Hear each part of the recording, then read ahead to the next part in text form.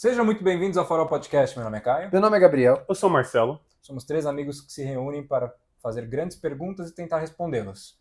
Cada episódio nosso é uma pergunta de um tema muito importante e interessante, que vai gerar boas reflexões para você que está assistindo, de um tema que a gente considera como universal.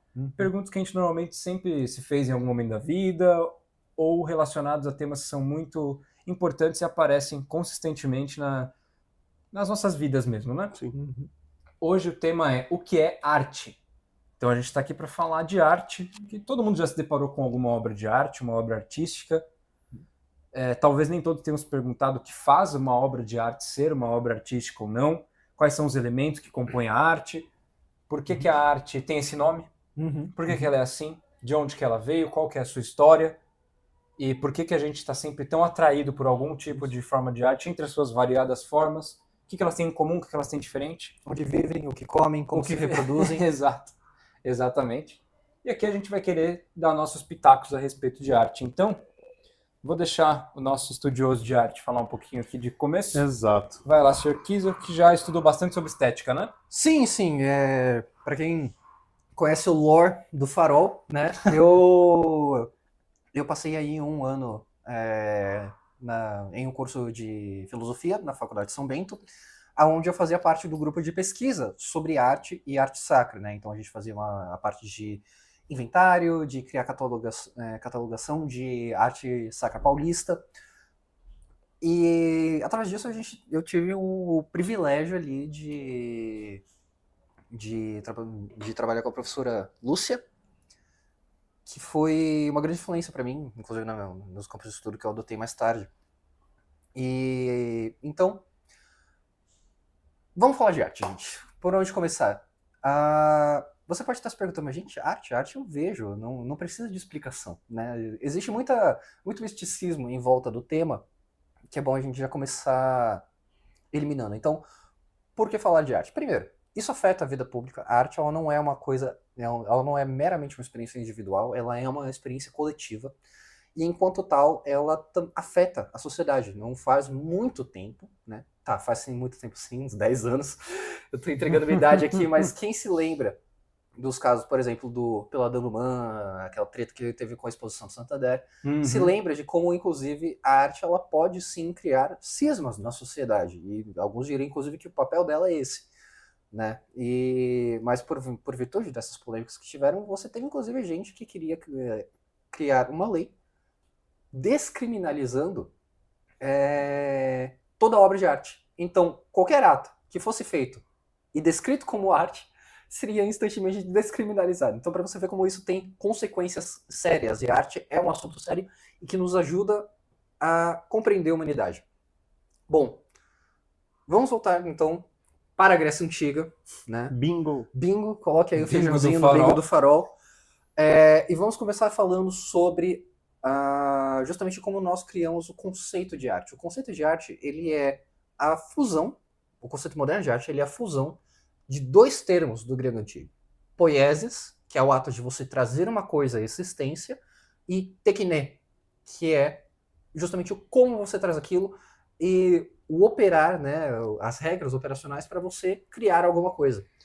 Então é interessante perceber que a arte ela era vista com o poeta e o músico, eles não eram vistos como sendo de uma classe diferente do arquiteto, do carpinteiro, do sapateiro, do chaveiro, porque era justamente a ideia de que você tem algo que existe dentro de você, existe em potência em você, e que você traz à existência através de uma técnica. Né? Então, esses conceitos eles foram traduzidos depois em ars, do latim, que é de onde vem a palavra arte.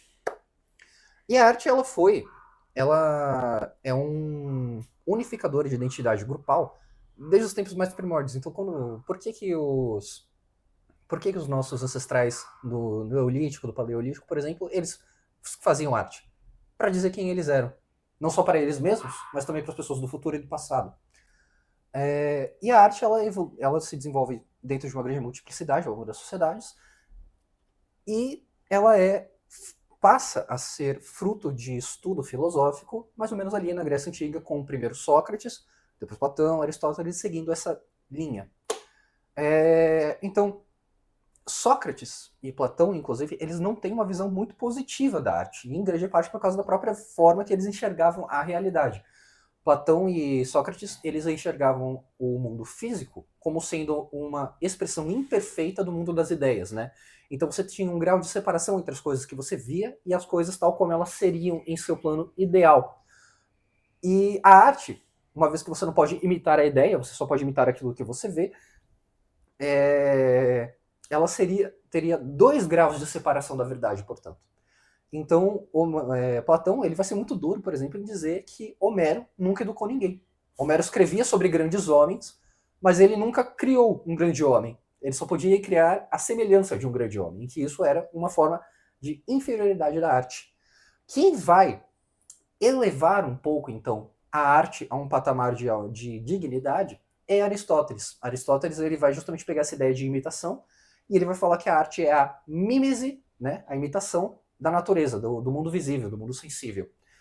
E que a beleza da arte, o caráter de qualidade da arte, viria não do objeto representado, né? Então, tanto faz, por exemplo, se você está vendo uma cena de assassinato ou um casal, né, um pedido de casamento, o que torna uma arte bela é a técnica, é a capacidade representativa do artista. Então, o que nós admiramos é a reprodução e não o objeto em si. Essas ideias elas vão se manter por muitos séculos depois, inclusive se vocês quiserem mencionar Plotino depois, né? Mas esse ideal clássico de arte, ele vai permanecer, e Aristóteles ele também vai fazer uma coisa interessante, porque ele vai falar, ó, o artista ele não tem que representar necessariamente o real. Ele não precisa representar a coisa tal como ela é. Ele pode representá-la tal como ele gostaria que fosse. Então ele vai dar para o artista, por assim dizer, uma permissão para mentir. E por muito tempo a arte ela vai ser vista justamente dessa forma, a expressão não apenas do que é, mas do ideal, de como gostaríamos que fosse. Então é um ato de a parte imaginativa era justamente disso. Bom, com o passar do tempo isso vai se desenvolvendo. Santo Agostinho, por exemplo, ele vai tocar no assunto da arte e ele vai falar sobre como a arte ela é uma expressão da bondade divina, né? Porque e da verdade divina também. Então, durante esse período clássico, você tem uma associação muito próxima entre os universais de o bom, o belo e o verdadeiro. E a beleza, especificamente, ela era vista como a manifestação visível desses dois. Então, por exemplo, era muito interessante você notar que, para os gregos e para os romanos, uma pessoa ser bonita e atraente era um sinal de que ela era uma pessoa boa. Porque esse era o grau no qual eles mantinham essas coisas unidas. Bom, quem vai iterar nessa definição aristotélica de arte e beleza é Santo Tomás de Aquino, que ele vai pegar justamente esse caráter de produção da arte, né? O bem produzir de uma coisa. Veja bem, é bem produzir, não é meramente produzir. Então, quando nós falamos, né, de arte, nós estamos falando de algo feito bem e algo que é inclusive visto com um conceito de hostilidade no debate moderno sobre arte, né? Porque não existe arte boa, arte ruim. Isso é, em grande parte, um fruto do panorama filosófico que vem a partir do iluminismo, mas nesse período de São Tomás de Aquino, ele está bebendo de uma fonte onde a arte ela tem a arte e ela é inerentemente ligada à beleza e ela tem um caráter ontológico de representação. Então, quando você pinta um quadro, ou faz uma escultura, ou escreve uma música, eles não acreditavam só que você estava expressando a sua subjetividade, mas que você estava expressando a bondade da criação, por assim dizer.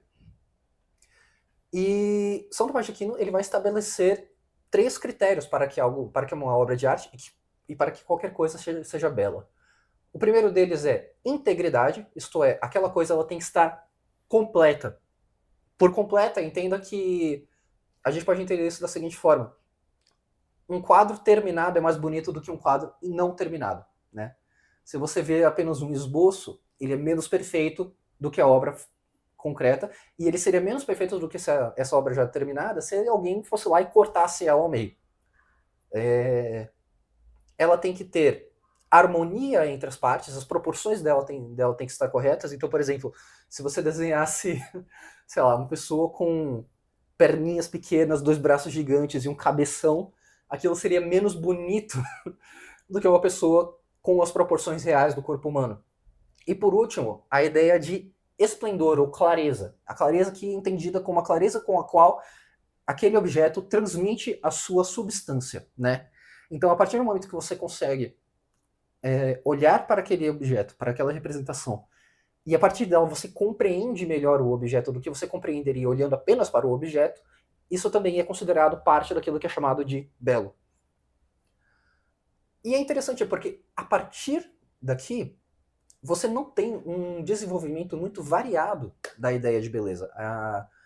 Até mais ou menos ali o século XVIII, todo o debate em volta da experiência do belo, da arte, ele fica justamente nesse campo de harmonia entre as partes, o que consiste a harmonia entre as partes, o que pode entrar nisso. Então, por exemplo, você vai ter arquitetos no renascentismo como Leão Batista, que vão aplicar isso para a construção de toda a arquitetura neoclássica do renascentismo que a gente chama até hoje.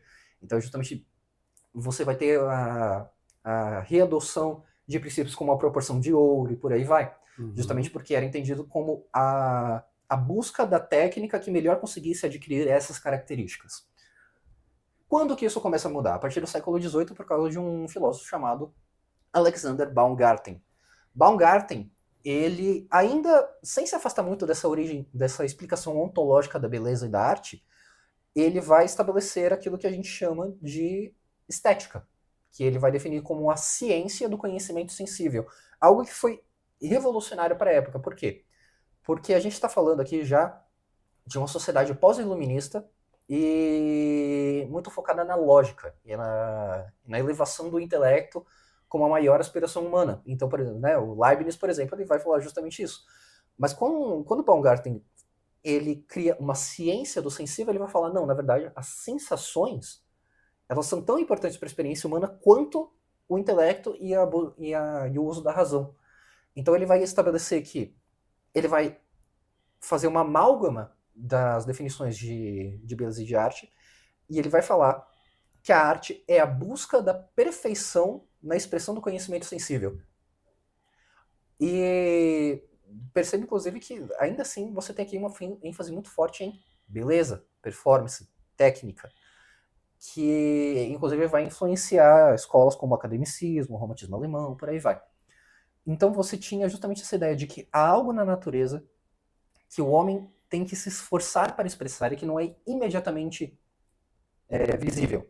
E que nesse processo de imitação você chega em algo que é maior do que a mera expressão do physis como ela aparece para você. E só que com a abertura, então, da área de estética, você tem um renascer desse debate. E aí os céticos ingleses, como o Hume, por exemplo, vão falar que não, que beleza é uma questão de gosto. Que uma vez que as pessoas reagem e enxergam a beleza em objetos diferentes, não há uma coisa, não há uma série de características específicas que nós possamos chamar de belo, né? Tipo, isso daqui é belo mais vermelho, isso aqui é belo mais azul, então por aí vai. Você vai ter gente como o Hegel, e aqui, coloquem a camisa de força comigo, por favor, porque a gente vai ter que explicar o que é o Geist. Tá. O Geist, pensem no seguinte, o ser humano ele é marcado e diferenciado de outros animais pela sua capacidade racional, correto? Essa capacidade racional, ela não ocorre, ela ocorre em nós, ela ocorre a nível social, e ela é um universal que caracteriza todos os seres humanos. Então o Hegel ele vai estabelecer que você tem o espírito, Geist, que Geist em alemão tem conotação tanto de espírito no sentido espiritual quanto de mente. O Geist subjetivo, que é pessoal. Você vai ter o Geist objetivo, que é o Estado, né? Hegel é o filósofo do Estado alemão, é o cara que fundou a ideia de Estado alemã. E você vai ter o espírito universal, que ele existiria em três atividades humanas, que é a arte, a religião e a filosofia. Então, para Hegel, esse trio seria as atividades humanas mais elevadas, e aquelas através do qual o espírito ele age em direção ao seu fim, que é a liberdade, né? Então, esse Geist, ele se desdobra ao longo da história a fim de se autodeterminar e de ser livre, e as maiores expressões dessa liberdade do espírito coletivo humano, eles aconteceriam justamente nessas áreas, e na arte, especificamente, seria o espírito se sentindo livre para se autorrepresentar e se autodeterminar. Você vai ter expressões... Posso também, essa questão do espírito para o Hegel também, eu ouvi uma definição muito boa também, que é para Hegel como se fosse a onisciência, a onisciência de Deus se manifestando e expandindo.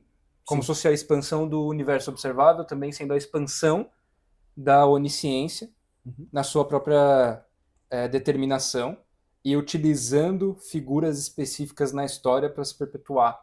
Né? Sim. Fazendo naquele espírito individual que vai para o coletivo, né? Sim. Para o pessoal, por exemplo, que é ligado em literatura, se você já leu Memórias Póstumas de Brás Cubas, a Humanitas, que o Quincas Borba fala tanto, é uma sátira explícita dessa filosofia do Geist de Hegel. E ele vai falar então que é isso, o espírito ele se contempla e se representa na arte. Só que de todas essas figuras, aquela que é mais importante talvez para o nosso entendimento atual de arte, né, e com sua subjetividade e tudo mais, é Kant. Inevitavelmente, aquele homem extremamente inteligente, mas também extremamente confuso. Isso é verdade. Porque Kant ele vai olhar para essa tradição da estética até Baumgarten, né? E ele vai, no seu Tratado do Juízo, ele vai falar, olha, a arte de fato ela é, como se definia São Tomás de Aquino, aquilo que é prazeroso em contemplar. Só que o prazer não é uma coisa objetiva, ele é uma coisa subjetiva. Então a beleza da arte, ela é em si subjetiva, mas ela ainda exige um certo consenso universal para que algo seja definido como belo. Né? Então, o belo seria definido pelo consenso das pessoas que olham para um objeto e concordam que aquilo é bonito. O que eu posso também falar de Kant? Por favor. O que eu gosto do Kant no conceito do belo é que ele introduz aquele conceito de prazer desinteressado. Exato. Eu acho que é muito, muito legal e muito importante para a teoria da arte, porque o interesse desinteressado, o prazer desinteressado pelo objeto da arte, e não aquela imaginação de você ter que interpretar algo necessariamente da arte ou ter que buscar algo específico da arte, né? Então, qual que é a mensagem que uma obra de arte está te contando? É a obra de arte, que você não necessariamente precisa confabular para criar múltiplas e inúmeras narrações sobre o que o artista queria representar, ou sobre o que... E a gente pode entrar também depois sobre o quanto que o intento do artista na obra importa ou não também. A gente vai conversar. Mas é interessante também essa questão do prazer desinteressado, porque evita de você tratar uma obra de arte apenas pelo valor de utilidade, né? Tira o utilitarismo da arte, que eu acho que não deveria participar. Sim, então... A gente pode tratar muitas coisas como úteis, existem artes úteis. Sim.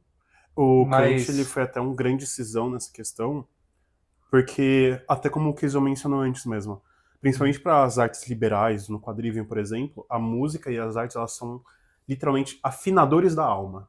Sim. Assim como a matemática e a geometria, elas são afinadores da alma e da mente. Então elas têm um caráter muito utilitário, até mesmo para os gregos, para Aristóteles e para Platão, que também até mencionou um pouquinho de Aristóteles.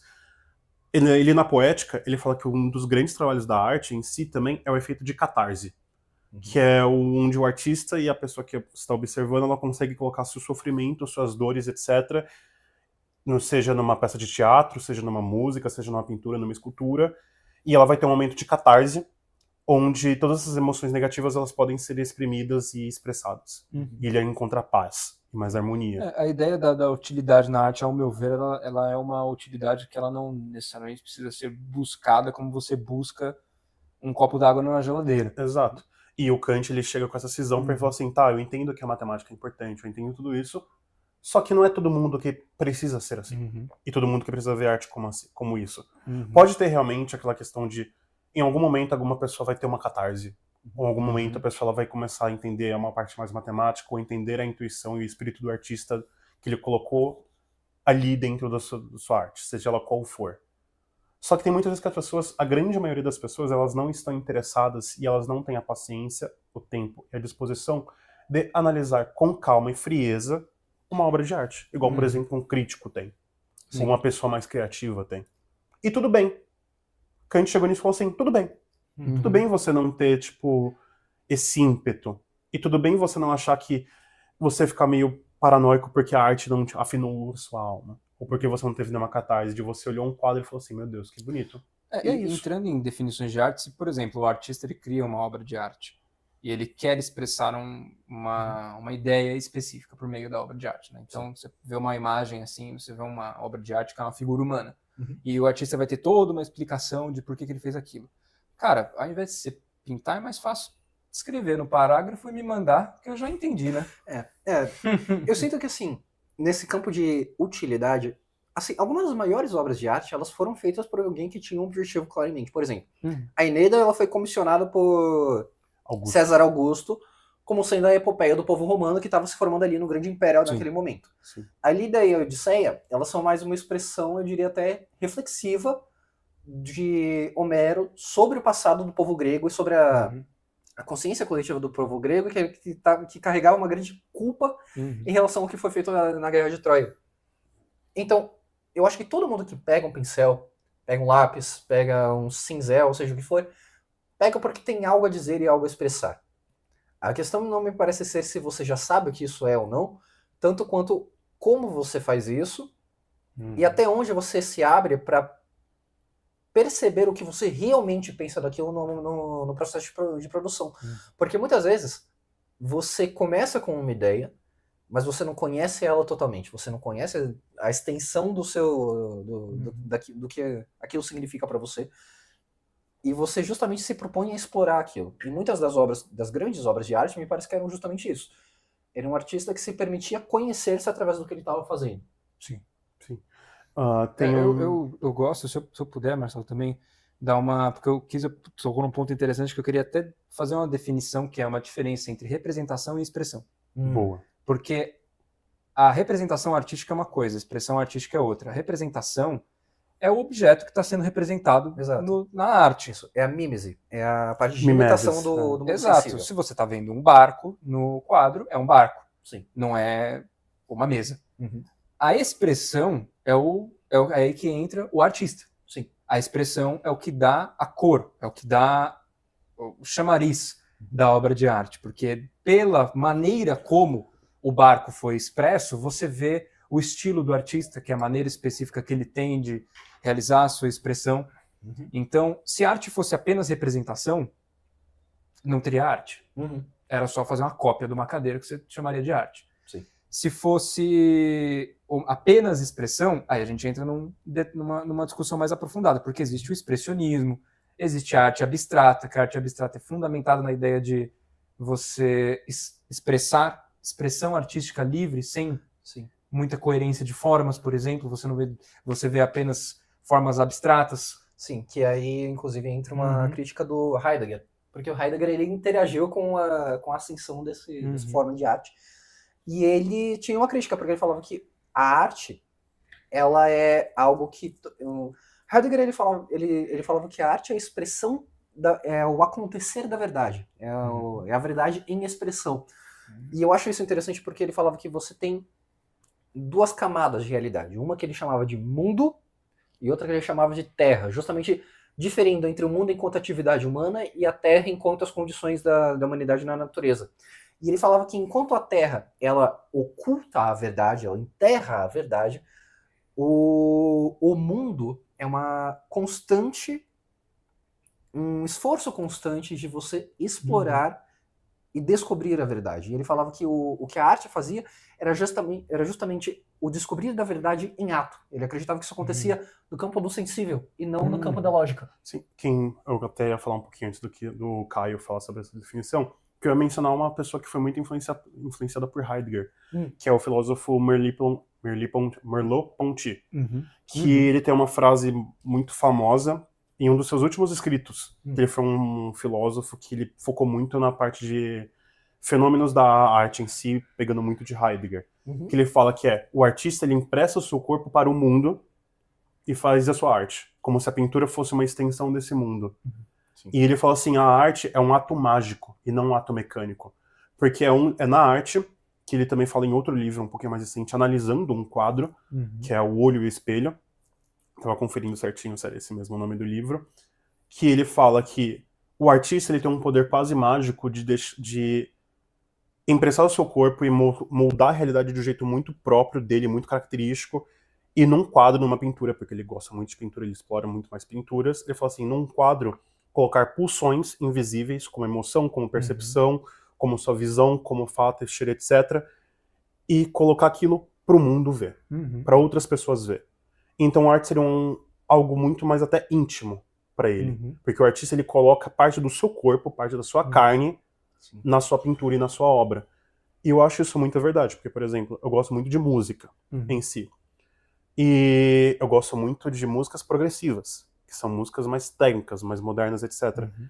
E elas são cheias de easter eggs. E de vários detalhezinhos, tanto na sua composição de arranjos musicais, quanto nas letras. E que os músicos, eles nem querem muito que a pessoa que está escutando entenda. Eles não se importam que eles realmente entendam isso. Eles fizeram porque eles querem fazer. E porque eles acham certo fazer. Sim. E também tem muito isso no cinema, porque recentemente a gente foi assistir um filme do Estúdio Ghibli, que é um dos maiores estúdios de animação japonesa. E a grande rosto do estúdio, ele é assim, que é o Shigeru Miyazaki é da From Software. O Miyazaki. Hayao Miyazaki. Que tem muitas coisas nas suas obras que ele nem explica. E isso não importa. Porque ele quis colocar a sua expressão, as suas ideias daquele jeito. O que a pessoa vai entender, o que a pessoa vai teorizar, o que a pessoa vai observar é dela. O trabalho principal dele já foi. Que foi colocar a sua carne pra fora. Sim. Então, existe... Isso bate bem com o que eu estava explicando sobre Heidegger, inclusive, porque o que Heidegger fala? Como a arte, ela traz as coisas para a claridade, existe uma tensão, então, entre você ser concreto demais e abstrato demais. E ele fala que o caráter, que a existência existe um caráter de harmonia entre o concreto e o abstrato, que faz com que uma arte transmita um ideal de beleza real. Né? Então, justamente isso, né? Miyazaki, ele te dá o suficiente. É sempre o bastante para que aquilo seja... para que aquilo...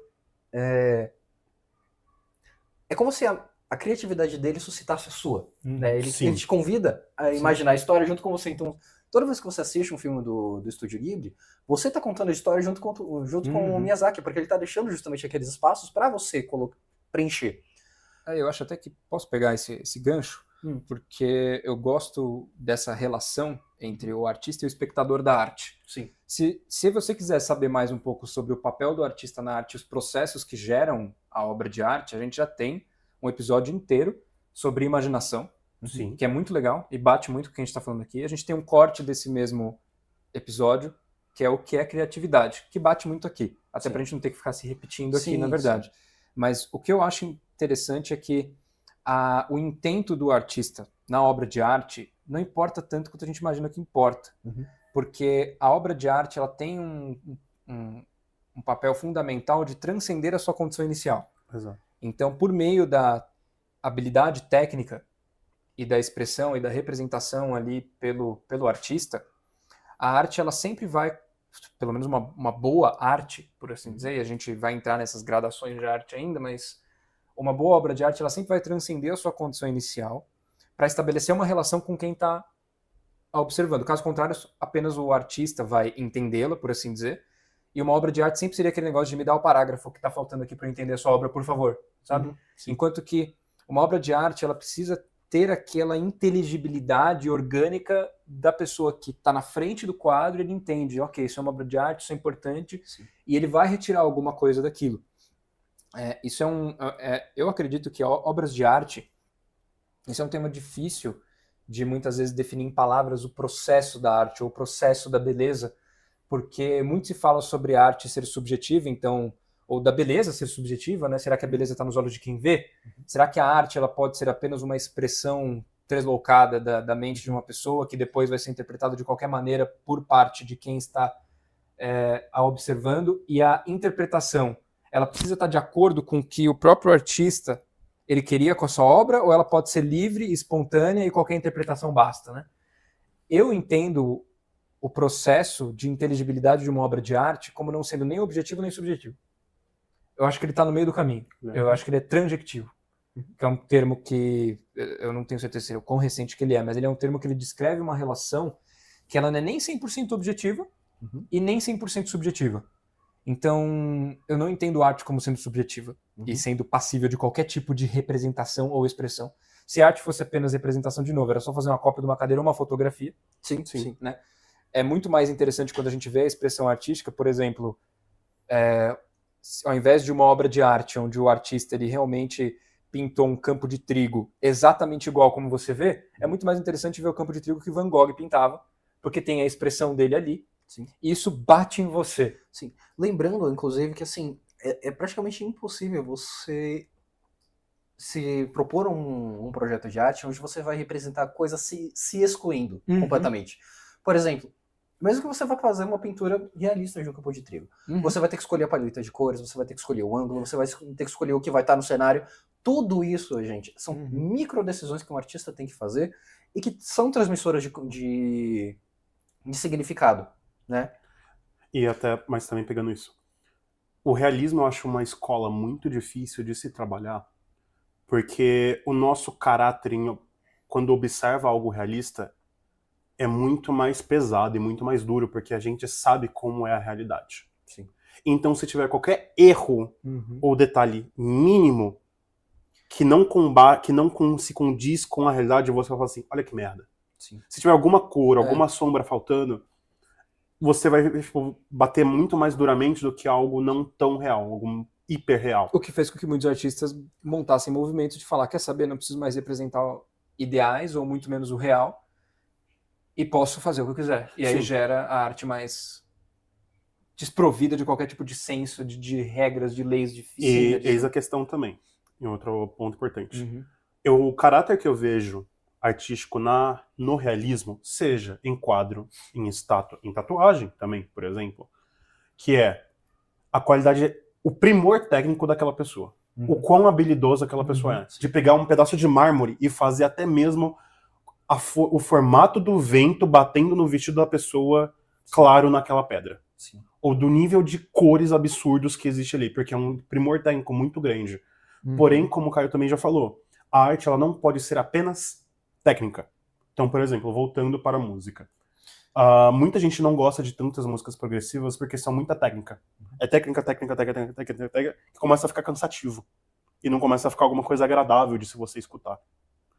E isso você tem que tomar muito cuidado, porque ao mesmo tempo que para você desconstruir algo você tem que ser muito habilidoso, para você fazer algo muito bem feito você também tem que ser habilidoso. Só que às vezes isso cansa. Então você tem que saber ter um meio termo daquilo ali. Exato. Eu acho que uma coisa que eu fui percebendo conforme, justamente analisando esse desenvolvimento histórico da arte, né, onde a gente foi de, justamente, como é que eu me expresso da melhor forma possível, não só como eu me expresso, né, ou então às vezes só qual é a melhor forma possível, sem expressão nenhuma, para o que hoje é um cenário de liberdade absoluta do artista, onde ele pode fazer literalmente qualquer coisa e ser aplaudido, é justamente que porque, me parece que a criatividade humana, ela se expressa melhor quando ela tem algo a superar, né? Ela tem algum atrito, alguma coisa que ela tem que... Porque, por exemplo, que as melhores músicas que o Brasil já produziu são justamente do período da ditadura, quando tinha uma censura desgraçada. São músicas criativas também. Você sabe o que acontece com criatividade em contextos de... Sofrimento? Não sofrimento necessariamente, mas regras. Criatividade limitada, o pessoal acha que criatividade é aquele espírito que precisa estar sempre 100% livre para poder operar. E, lógico, a gente não quer restringir a criatividade alheia, mas quando você tem certas regrinhas para seguir, o processo criativo ele é mais produtivo. Sim. Então, assim, se você já fizeram estudos em relação à composição de poemas, quando você colocava poema livre, saía, mas era um negócio meio assim, era tão livre que não tinha regra nenhuma, e depois saía cada aberração. Então, quando você falava assim, agora você vai escrever poemas curtos, tipo haikai. Haikai, que são Você vai três seguir a linhas. estrutura certinha do soneto, 14 Isso, exato. Por que você tem uma estrutura, né? Uma estrutura ajuda a guiar esse processo que, se deixado laissez-faire, vai te levar para tudo quanto é lugar diferente. Você precisa dominar esse processo para que algo saia dali que seja minimamente inteligível, né? E minimamente compreensível. Sim, inclusive resgatando o caráter de poiesis, né? O de trazer para a realidade, é o seguinte: o seu pensamento é fluido e caótico o tempo todo. A realidade não, a realidade é estruturada. Então, nesse processo, você tem que esculpir aquela pedra em um diamante de alguma forma, porque do contrário vai ser só uma pedra. Então, um dos grandes problemas, né? Não é incomum a gente ouvir críticas hoje em dia sobre como arte moderna não é arte. É arte. O problema é que é uma arte autorreferencial e que até de certa forma é egocêntrica. O artista, ele não tô nem aí se você vai me entender, tá? Você também tá nem aí se você vai ser coerente. E se eu não tô participando daquilo... E outra coisa, qual que é a gente falou de utilidade da arte. Sim. E existem artes que podem ser úteis, né? Então, por exemplo, a arte de se fazer algo direito, ou a arte de construir, por exemplo, um navio, que alguns ficam tão belos que a gente chama de arte, né? Então existem artes úteis, mas as belas artes, que são aquelas artes consideradas inúteis, elas têm um valor incalculável. E esse valor, ele é aniquilado quando você fala, tudo é arte. Exato. Quando você fala que qualquer coisa pode ser arte. Que esse copo aqui, só porque eu quero, e ignora o fato de que ele é um copo bem feito, mas e que ele pode ter algum tipo de beleza, às vezes um copo muito bonito. Mas o fato de eu simplesmente pegar isso aqui e falar, isso aqui é arte. Por quê? Porque eu estou falando. Sim, que é a postura institucionalista de arte, que é uma postura moderna, né? Porque o debate sobre o que é uma obra de arte, ele é inconclusivo ainda. Ele está em aporia. A gente não sabe definir arte. Sim. A gente sabe identificar quando ela aparece. Sabe por que eu acho? Porque é um fenômeno que, como que eu dei a entender mais cedo, ele é transjectivo. E eu acho que faltam palavras. Eu acho que faltam palavras porque a arte, ela não se expressa unicamente em palavras. Então, quando a gente vê uma grande e bonita pintura, a gente não tem apenas proposições para jogar para uma obra de arte para poder explicá-la, né? De novo, a mensagem da obra de arte, ela é uma mensagem que, se foi feita uma pintura, ela não poderia ter sido expressa em qualquer outro modelo e formato. Né? Então, assim, é por isso que adaptações de uma obra para outro campo, por exemplo, você vê adaptações de filmes, de livros, o pesal sempre vai reclamar e falar que o livro era melhor. Outro campo diferente. E contra as existem, né, muitas artes, a gente, ao invés de conseguir definir bem o que uma obra de arte é, a gente criou várias categorias onde a gente coloca música, pintura, escultura, são dança. São as 7 artes, né? As 7 artes que depois foi expandido para 11, que aí depois começaram a ser junções de outras artes, né? Exato. Você tem a arte do som, que é a música, você tem a arte do corpo, que é a dança, você tem a arte da figura, que é a escultura, da linguagem, que é a literatura, as outras como audiovisual, que é a nona arte, que é a nona arte é quadrinhos, a sétima arte é audiovisual, que é cinema.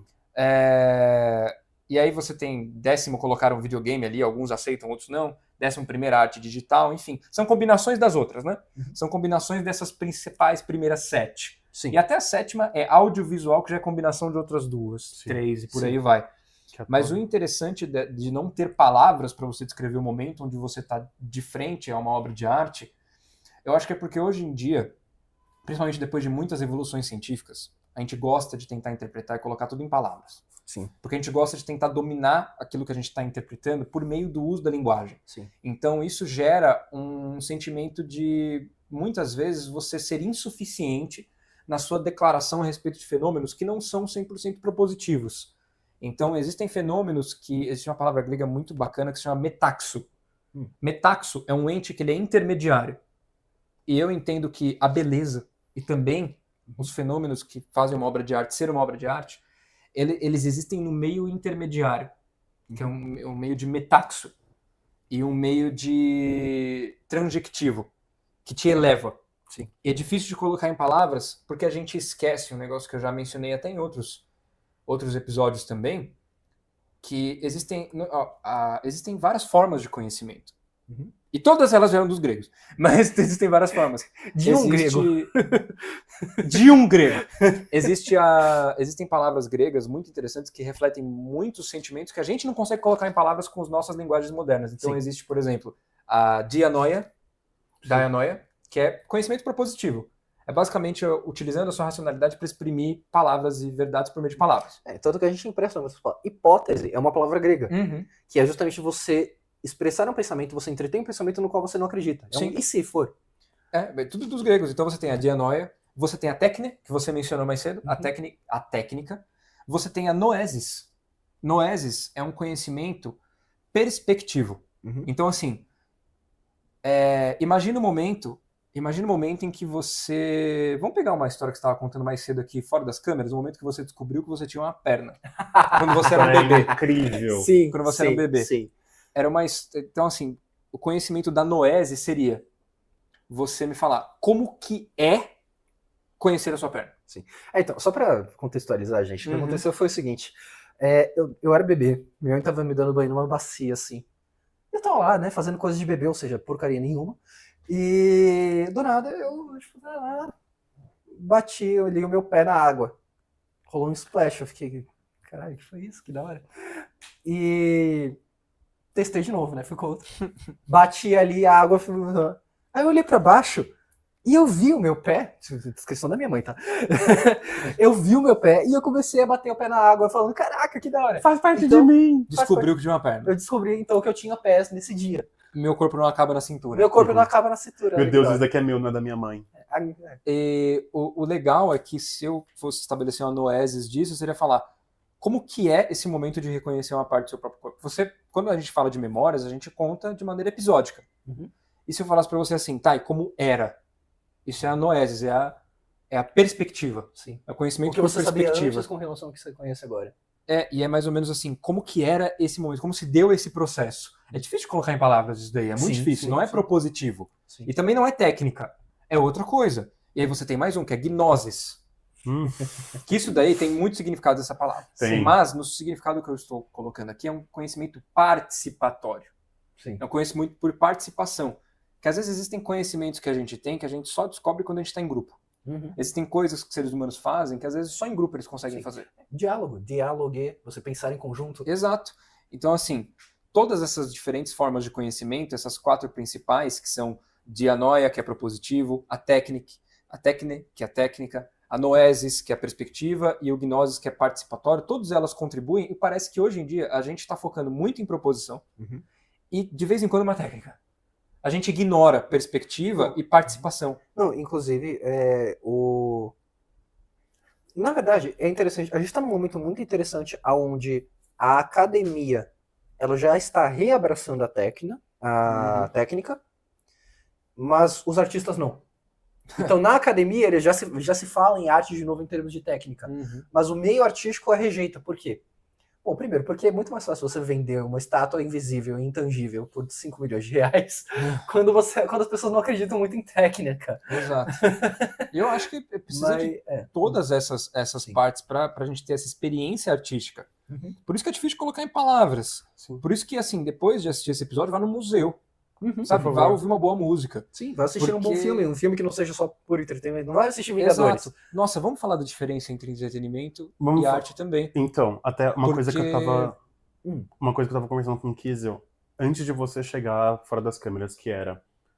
Não são todas as pessoas que têm o interesse, a aptidão e o conhecimento técnico para ver alguma obra de arte e saber destrinchá-la perfeitamente.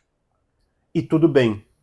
Assim como, pegando um pouquinho até o conceito de interesse desinteressado, do juízo desinteressado do Kant, a gente nem sempre precisa ter interesse em coisas artísticas e toda hora está consumindo arte.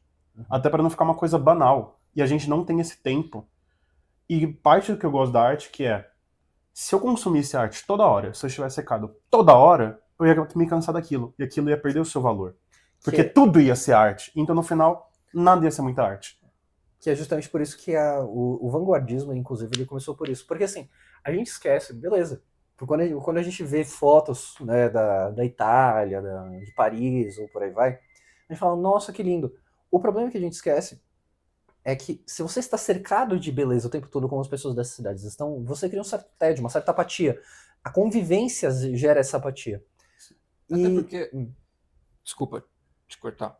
Até porque eu acho que a discussão sobre arte e beleza, eu acredito que a beleza, ela é um processo. Explica. Ela é um processo. Eu acho que ela é esse processo transjectivo. Eu não acho que ela está unicamente na forma expressa. Explique. Eu acho que ela é um processo que envolve todas essas maneiras de conhecimento e de conhecer. Porque eu entendo que a obra de arte, ela... Existe aquele solipsismo, né? Não estou tentando ser solipsista, falar que quando você vai embora do museu, a obra de arte deixa de existir. Mas né, aquela coisa da árvore, se ela cai, onde ninguém pode ouvir, será que ela fez barulho? Né? Não estou falando necessariamente aquelas coisas que as pessoas normalmente repetem para parecerem profundas. Então. Mas e pegar a mulher. E normalmente pegar a mulher. E normalmente ganhar capital social em bares. Pós-faculdade ou trabalho. Mas o que eu entendo é que a obra de arte, sem a contemplação vinda da pessoa, ela é algo, não é que ela deixa de ser algo. A obra de arte está ali. A beleza, eu entendo que ela é um processo, e aí eu vou trazer Plotino. Plotino falava que a beleza, a experiência da beleza, consegue transcender as nossas percepções atuais e chegar no uno. Que no uno para ele, né? Naquela visão neoplatônica. Existem correções necessárias a se fazer em Plotino também, porque ele era muito dependente de um único processo para se atingir esse tipo de percepção. Mas eu entendo que a beleza, ela realmente ela é ou não é subjetiva. Muitas pessoas acham coisas diferentes belas. Sim. Então, elas discordam muitas vezes sobre o que é belo, inclusive. Exato. Então existe um aspecto subjetivo. Sim. Ele tá lá. O que não significa que não exista uma objetividade na maneira como esse processo vem a ser, que são experiências sempre muito parecidas. A gente não acha tudo belo. Ninguém olha, por exemplo, ninguém vai estar passeando com um cachorro de manhã, né? Vai ver o cachorro fazer as necessidades dele. Ele Olha que coisa bonita. Cara, eu poderia ficar olhando isso por horas. Sim, exato. Então, existe ao meu ver, o processo do belo, porque o reinado do belo era a Grécia Antiga. Sim. A Grécia Antiga que pegou as expressões artísticas que existiam até antes, egípcias ou até paleolíticas, e transformou na representação daquilo que era belo. E, de novo, depois veio a tríade com o bom e o verdadeiro. Sim. O que eu entendo como beleza é como se fosse um processo de transcendência mesmo. É um processo de transcendência. E eu falo que ela não é nem 100% objetiva, nem 100% subjetiva. Para mim, ela é transjectiva. E ela é um processo que ela necessita do objeto contemplado e do contemplador. E ela se faz no meio desses dois. Ela é fruto de uma relação. Ela é fruto de uma relação. Eu Certo. entendo como fruto de uma relação. Talvez aqueles mais tradicionais possam acabar trazendo argumentos até matemáticos para falar como você expressa, por exemplo, beleza arquitetônica. E eu não vou desconsiderar isso. Mas me parece que precisa ter essa relação com a pessoa que contempla esse processo. Essa forma. Precisa ter essa habilidade que vai fazer com que você saia do seu estado habitual, como se fosse algo mundano, né? E ser elevado. Para onde que você está indo? Muitos discordam de onde que você está indo. O Plotino vai falar em uno. Tomás de Aquino vai falar de um processo participatório no divino, no sagrado. A arte sacra vem daí. Sim. Então, para onde que você está indo com essa transcendência? Para muitos lugares. Tem todo o princípio, inclusive, do sublime como algo que está acima da beleza, que é algo que te arrebata, que você... Sim. É um poder magnífico. Existe a diferença entre você simplesmente admirar uma coisa e sentir prazer na contemplação daquilo e aquilo tomar você. Né? Aquilo te levar a um estado de êxtase que vai além do mero prazer intelectual de você observar uma coisa. Né? É quase como se fosse um orgasmo. É como se fosse sensível, o belo. Eu gosto da definição do Roger Scruton, que é um filósofo que eu gosto muito e ele se ocupou de estética como uma das suas áreas de interesse, né? Tem o livro dele, Beleza, que é um livro magnífico, é um livro belo. E eu conheci essa distinção de belo e sublime daí. Porque ele vai Vem tirar de de outros Kant. autores. Vem de Kant. Vem de Kant. Na verdade, vem de Longino, que é um autor do século III. E Kant e fez Kant deve ter explorações. comentado. E Kant deve ter pego daí. Ok. E eu gosto dessa definição também do belo e do sublime, porque o belo é o sentimento de você voltar para casa.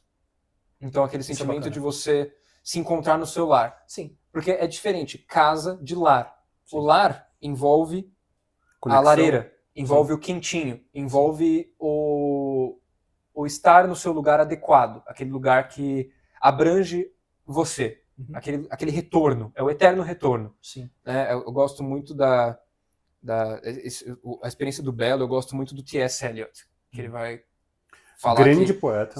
a E também ideia... é um grande ensaísta. O livro dele, a palestra dele, What is a Classic, é... Eu preciso ver essa aí, porque já me recomendaram essa.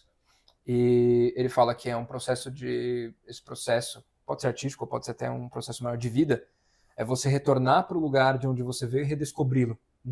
Então, esse é o processo do belo, ao meu ver. É uma redescoberta daquilo que faz a vida ser significativa. Sim. E quando você perde o belo, você perde esse significado maior para a sua existência. Sim. O sublime é aquele sentimento que você tem de descobrir que existe muito mais além de você. Sim, o Kant, ele até o Kant, rapidinho, ele investiga muito sobre o sublime, e eu vi no Tratado ao Juízo, que ele deu umas olhadas ali, e ele fala que é como se fosse uma representação de um poder absoluto, que em pequeno momento a sua mente consegue contemplar isso em harmonia com suas capacidades cognitivas, só que isso te deixa sem palavra, porque é algo tão absurdo que só de somente estar em harmonia já é o suficiente. E vamos dar 2 exemplos aqui para o pessoal pegar essas ideias do belo e do sublime. O belo seria um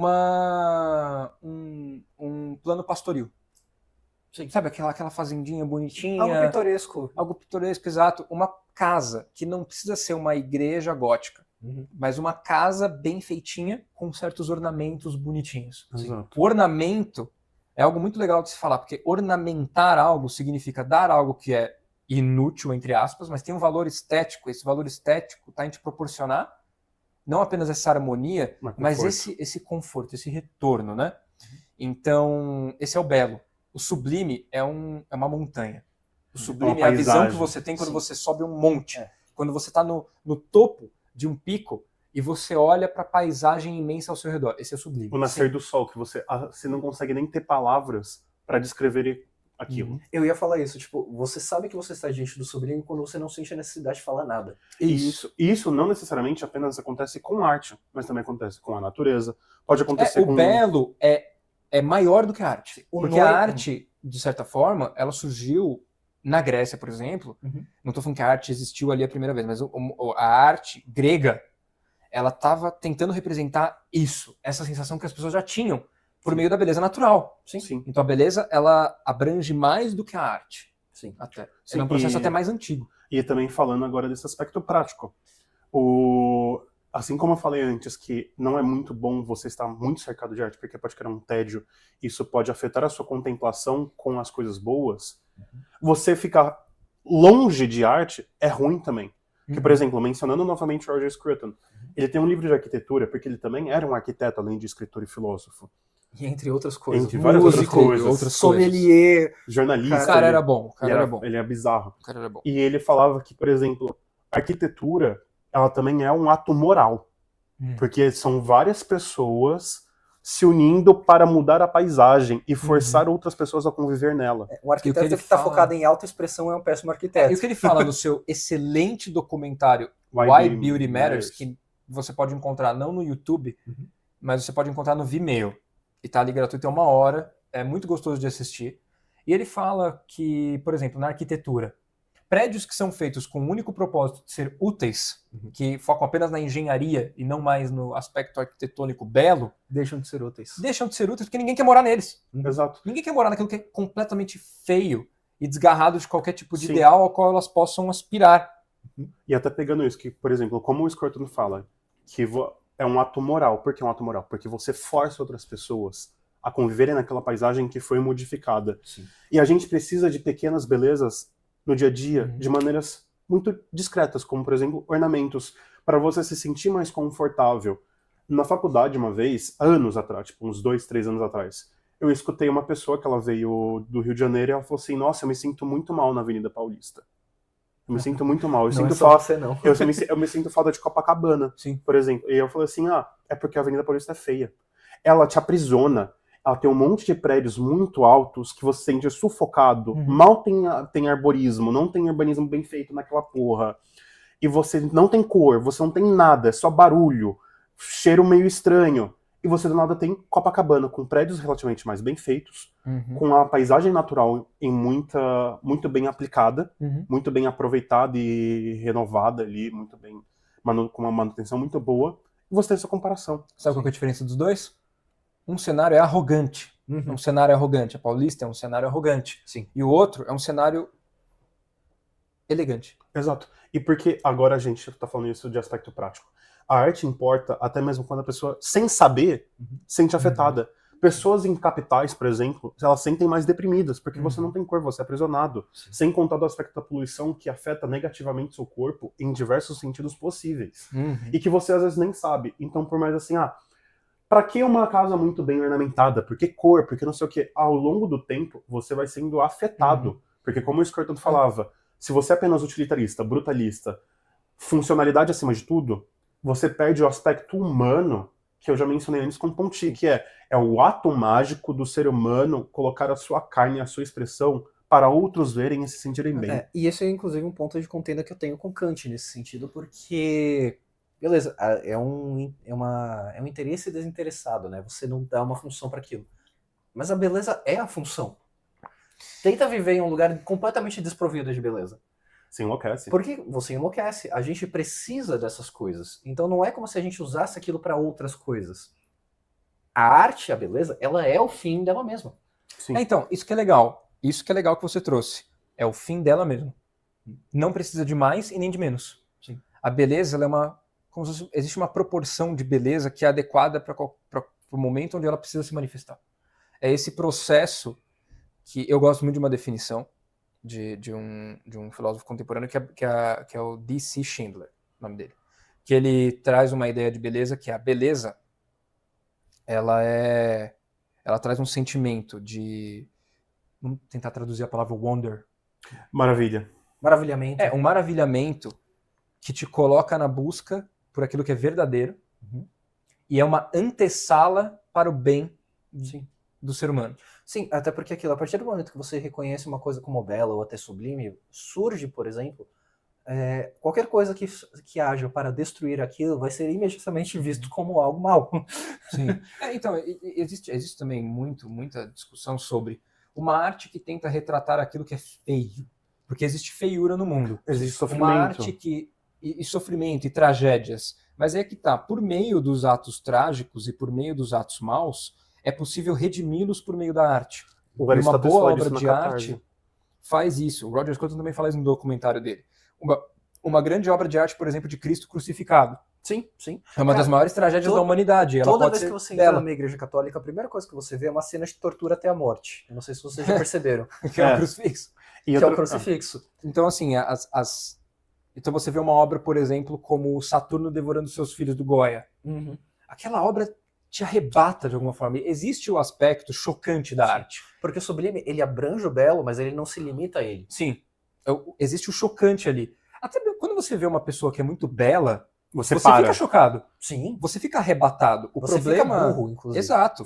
O problema da arte moderna é querer retirar o processo do belo e deixar apenas o chocante. Sim. Para vender. Qualquer coisa que te choque pode ser transformada em arte, mas não é assim. Sim. Existem múltiplas facetas. A gente falou de várias facetas até agora da arte: representação, expressão, imaginação, criatividade, técnica. Agora a gente está falando de beleza, de sublime, de arrebatamento, que é o choque. Nenhum deles por si só faz a arte. O problema de muitos movimentos artísticos é tentar pegar apenas uma dessas categorias e tentar colocar como superior a todas as outras. Sim. Sendo que tudo faz parte. E também falando de outros aspectos mais práticos. Quando você fica apenas cercado de coisas feias, cercado de coisas que te chocam, você fica uma pessoa estranha, você fica meio como que mesquinho. eu poderia, isso é interessante, como que eu poderia ficar cheio e repleto de coisas feias necessariamente? Cara, existe uma beleza cotidiana, que é você, por exemplo, deixar a mesa pronta para o jantar e para o almoço. Sim. Deixar os pratos dispostos. Colocar ornamentos na sua casa. Colocar uma planta. Seu cachorro dormindo colocar no alguma sofá. coisa. Se você não consegue se esforçar para deixar o seu ambiente mais elegante no sentido de te proporcionar esse sentimento de beleza dentro de casa, que, de novo, é o retorno ao lar. O seu lar só é lar quando ele tem um sentimento de belo te esperando toda vez que você volta do trabalho à noite, sabe? Se você não tem isso, você fica completamente miserável, no sentido de você não ter um significado maior para as coisas, né? Você não consegue ter uma paisagem que te dê um sentido. A beleza, quando bem alocada, sem ser arrogante, sem desvanecer, tendo ali a sua humildade elegante, ela te dá um sentimento que é aquele fogo que, de novo, não tenho proposições para jogar aqui, para tentar explicar por meio de palavras. É um sentimento que todo mundo sabe, que todo mundo tem quando a gente encontra e se depara com isso. É esse processo. Tentar organizar esse processo no dia a dia para você ter um mínimo de organização e de beleza. Tentar se vestir de uma maneira que não precisa ser cheio de cor, não sei o quê, mas um pouquinho de respeito com a sua vestimenta, nos ambientes que você tá, sem aquela vestimenta arrogante, por assim dizer. Eu não tô tentando ser moralista agora, assim, também. Mas, só finalizando, e não tô tentando ser necessariamente moralista, mas quando você vê, por exemplo, adultos se vestindo como crianças de 10 anos de idade, existe um elemento que se perde ali. Então, eu não estou tentando trazer um conservadorismo deslocado aqui. Por que não usamos mais chapéus e tal? Por que não usamos mais... Mas assim, não precisa. Você pode usar a roupa que você já usa no dia a dia. Mas existem momentos. Esteja limpo. Entendeu? Você não vai na igreja de shorts. Entendeu? Não devia, pelo menos. É isso que eu tô querendo dizer. Não é você cropped sair daqui e se vestir de terno. Entendeu? 100% do tempo. Mas é um mínimo de respeito com aquela humildade elegante para você ter uma participação adequada nos ambientes que você está e encontrar esses processos de sentido numa frequência que consiga te dar um ideal maior para você ter uma transcendência maior e não ser miserável. Sim. E até falando aqui, esse daí é um conceito do Roger Scruton, que é sobre a beleza do dia a dia. A estética do dia a dia. Que é você, por exemplo, isso as pessoas têm de maneira inconsciente. Que é, quando alguém chega numa casa bagunçada, ou uma casa que não tem identidade nenhuma, ela se sente mal. E às vezes ela fica com vergonha o dono da casa começa a se justificar. E a pessoa ela fica com vergonha de receber outras pessoas e receber a si mesmo. E aquilo começa a ficar desgostoso. Porque ela não tem identidade e está uma zona. Tanto que, se não me engano, acho que o Jordan Peterson também tem uma regra, que é, pelo menos tenha um quarto da sua casa, um cômodo bonito. Para pelo menos você ter vontade não apenas de voltar para a sua casa e fazer dela um lar, mas para você ter um recurso de paz, você ter um âmbito de paz dentro da sua casa, porque a vida já é caótica bastante. Exato. E assim, e outra coisa, o Caio falou também sobre se vestir bem. Não é sobre se vestir sair com um terno, com um calor de São Paulo de 35 graus. Sim. Porém, as pessoas elas sempre estão te julgando. Então, se você pelo menos não se vista adequadamente ao local que você está e faça jus de si mesmo, as outras pessoas vão notar isso e talvez você seja inferior. E assim, sobre julgamentos, né? Será que eu deveria, então, realmente prestar atenção no que as pessoas estão pensando em mim? Sim. É bom, né? Sim. Aliás, as pessoas, você sempre está comunicando alguma coisa através da forma que você se veste. A questão é, você pode se comunicar de forma consciente ou não. Você pode comunicar as coisas sem saber o que você está falando, ou você pode se comunicar de forma consciente e construir a imagem que você quer transmitir. Agora, eu queria voltar um pouquinho para que a gente está falando antes de tédio, né? A gente falou sobre o tédio do Belo. Deixa eu só concluir, porque é uma frase só.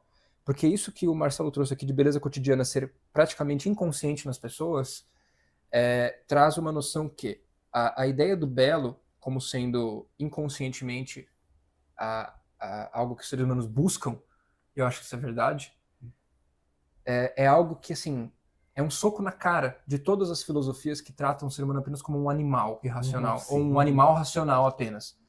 Voa na cara de qualquer tipo de explicação naturalista, ou explicação apenas por meio de o ser humano é apenas um bicho que tenta lutar contra seus impulsos e instintos. Não, ele está sempre buscando algo maior do que ele.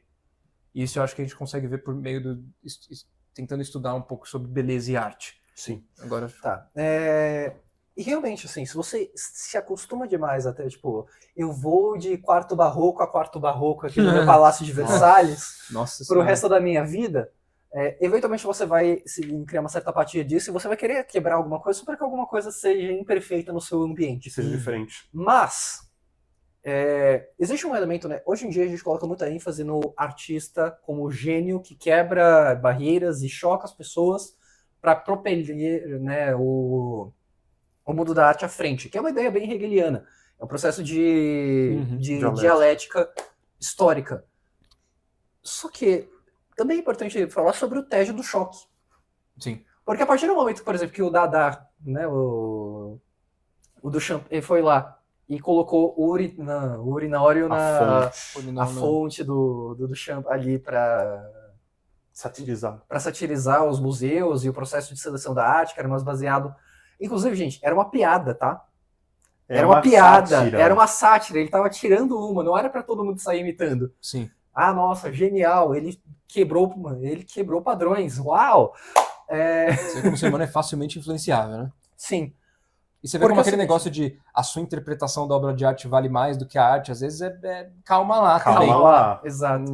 Mas o ponto é, beleza, ele fez isso, criou-se um novo normal. O dadaísmo virou o novo normal a partir daquele ponto. Beleza, o que você vai usar para chocar agora? E depois? Quando você já passa isso de novo. Então, a gente está em um ponto hoje na arte, por exemplo, que você tem artistas usando pedaços de cadáveres, fezes, né, fezes enlatadas, merda de artista, aquele cara.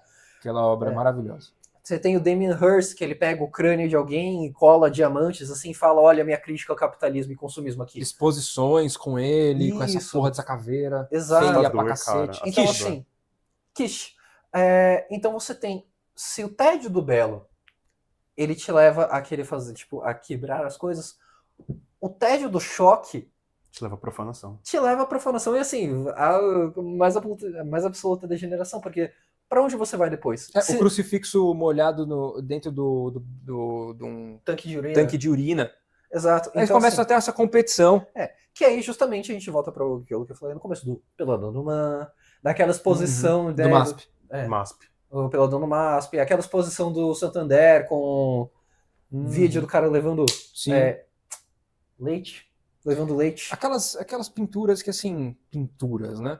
Porque aí, de novo, é aquela noção de que apenas a expressão do artista importa. Sim. E você tem que se conformar a ela e também estudar para entender o que o artista estava querendo dizer. Eu fui no Museu de Arte Contemporânea, mandei fotos para vocês. Então, imagina que eu fui no Museu de Arte Contemporânea aqui em São Paulo, que está aberto ao público para todo mundo ver. Você paga por ele. A gente paga por ele. No dia que eu fui, não quero dizer que o negócio é que ninguém vai, não tô querendo dizer isso, mas assim, tava vazio.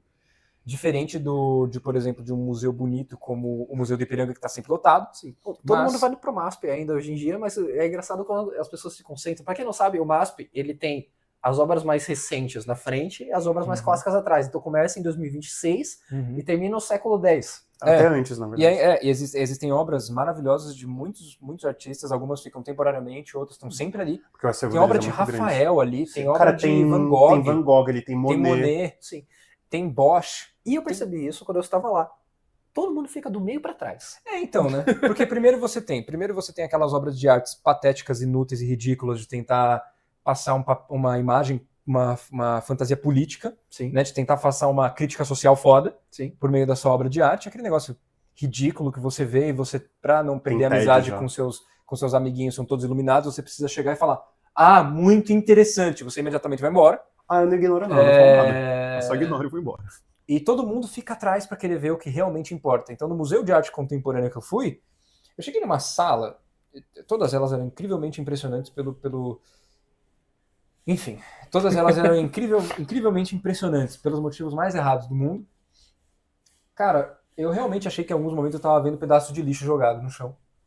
Porque parece que era assim, um monte de coisa unida e jogada no chão, um monte de material jogado no chão e falavam que era arte. Eu cheguei numa sala onde tava uma sala assim, sem muita coisa, eu vi uma escada no meio da sala, pensei, devem estar fazendo obras aqui, né? Aí era uma escada de metal normal que no meio da sala, assim. Mas ela não ia pra nenhum outro lugar. Eu falei assim, essa escada meio jogada aqui, estão fazendo obra do quê? Aí eu fui ver o que estavam consertando. A porra da escada era obra de arte. E eu fui ver que os pés das escadas estavam em cima de carrinhos. Isso era obra de arte, entendeu? Um cara pegou carrinhos, colou embaixo dos pés de uma escada, botou ali, tem uma plaquinha explicando o que isso significa, e eu preciso comprar isso. E ganhou milhões em financiamento. Provavelmente. Eu preciso comprar essa ideia. Eu preciso realmente olhar para isso e entender que isso é uma obra de arte. Isso aqui, de tudo que a gente falou, de todas essas tradições infindáveis de épocas e de eras ao longo de toda a história humana até aqui. Isso aqui é uma grande contribuição para aquilo que a gente vai chamar de arte. E aí você vai numa outra sala nesse Museu de Arte Contemporânea, tem um vídeo que passa mensagens do tipo assim, transgressão, transgressão, transgressão, não sei o quê. Então, arte seria transgredir. Transgredir porque as pessoas acham que transgredir é algo que o artista faz, como você mesmo disse aqui, tocou nesse assunto. Então, assim, quando transgressão é repetida infindavelmente, vira algo completamente ridículo, porque você não tem mais nada no que sustentar a sua expressão artística. Que me desculpa, meu amigo. O que sobra para você transgredir quando todas as regras já foram quebradas? Me desculpa, cara, mas colar um monte de material aleatório que você achou no chão da sua casa e chamar isso daí de minha expressão artística é uma piada de mau gosto. Sim. Entendeu? E até falando, agora também entrando no impacto disso tem nas pessoas. A gente já falou do impacto negativo da falta de arte na vida das pessoas. Uhum. E agora eu queria falar um pouquinho sobre o impacto negativo da péssima arte, se isso for chamado de arte, na vida das pessoas. Uhum. Tem um livro que eu gosto muito chamado Música, Inteligência e Personalidade, que é de um, se não me engano, de um coreano, que é inglês também, que é o Dr. Ming Dong, que ali em 1960, 70, mais ou menos, 80 ali, ele começou a perceber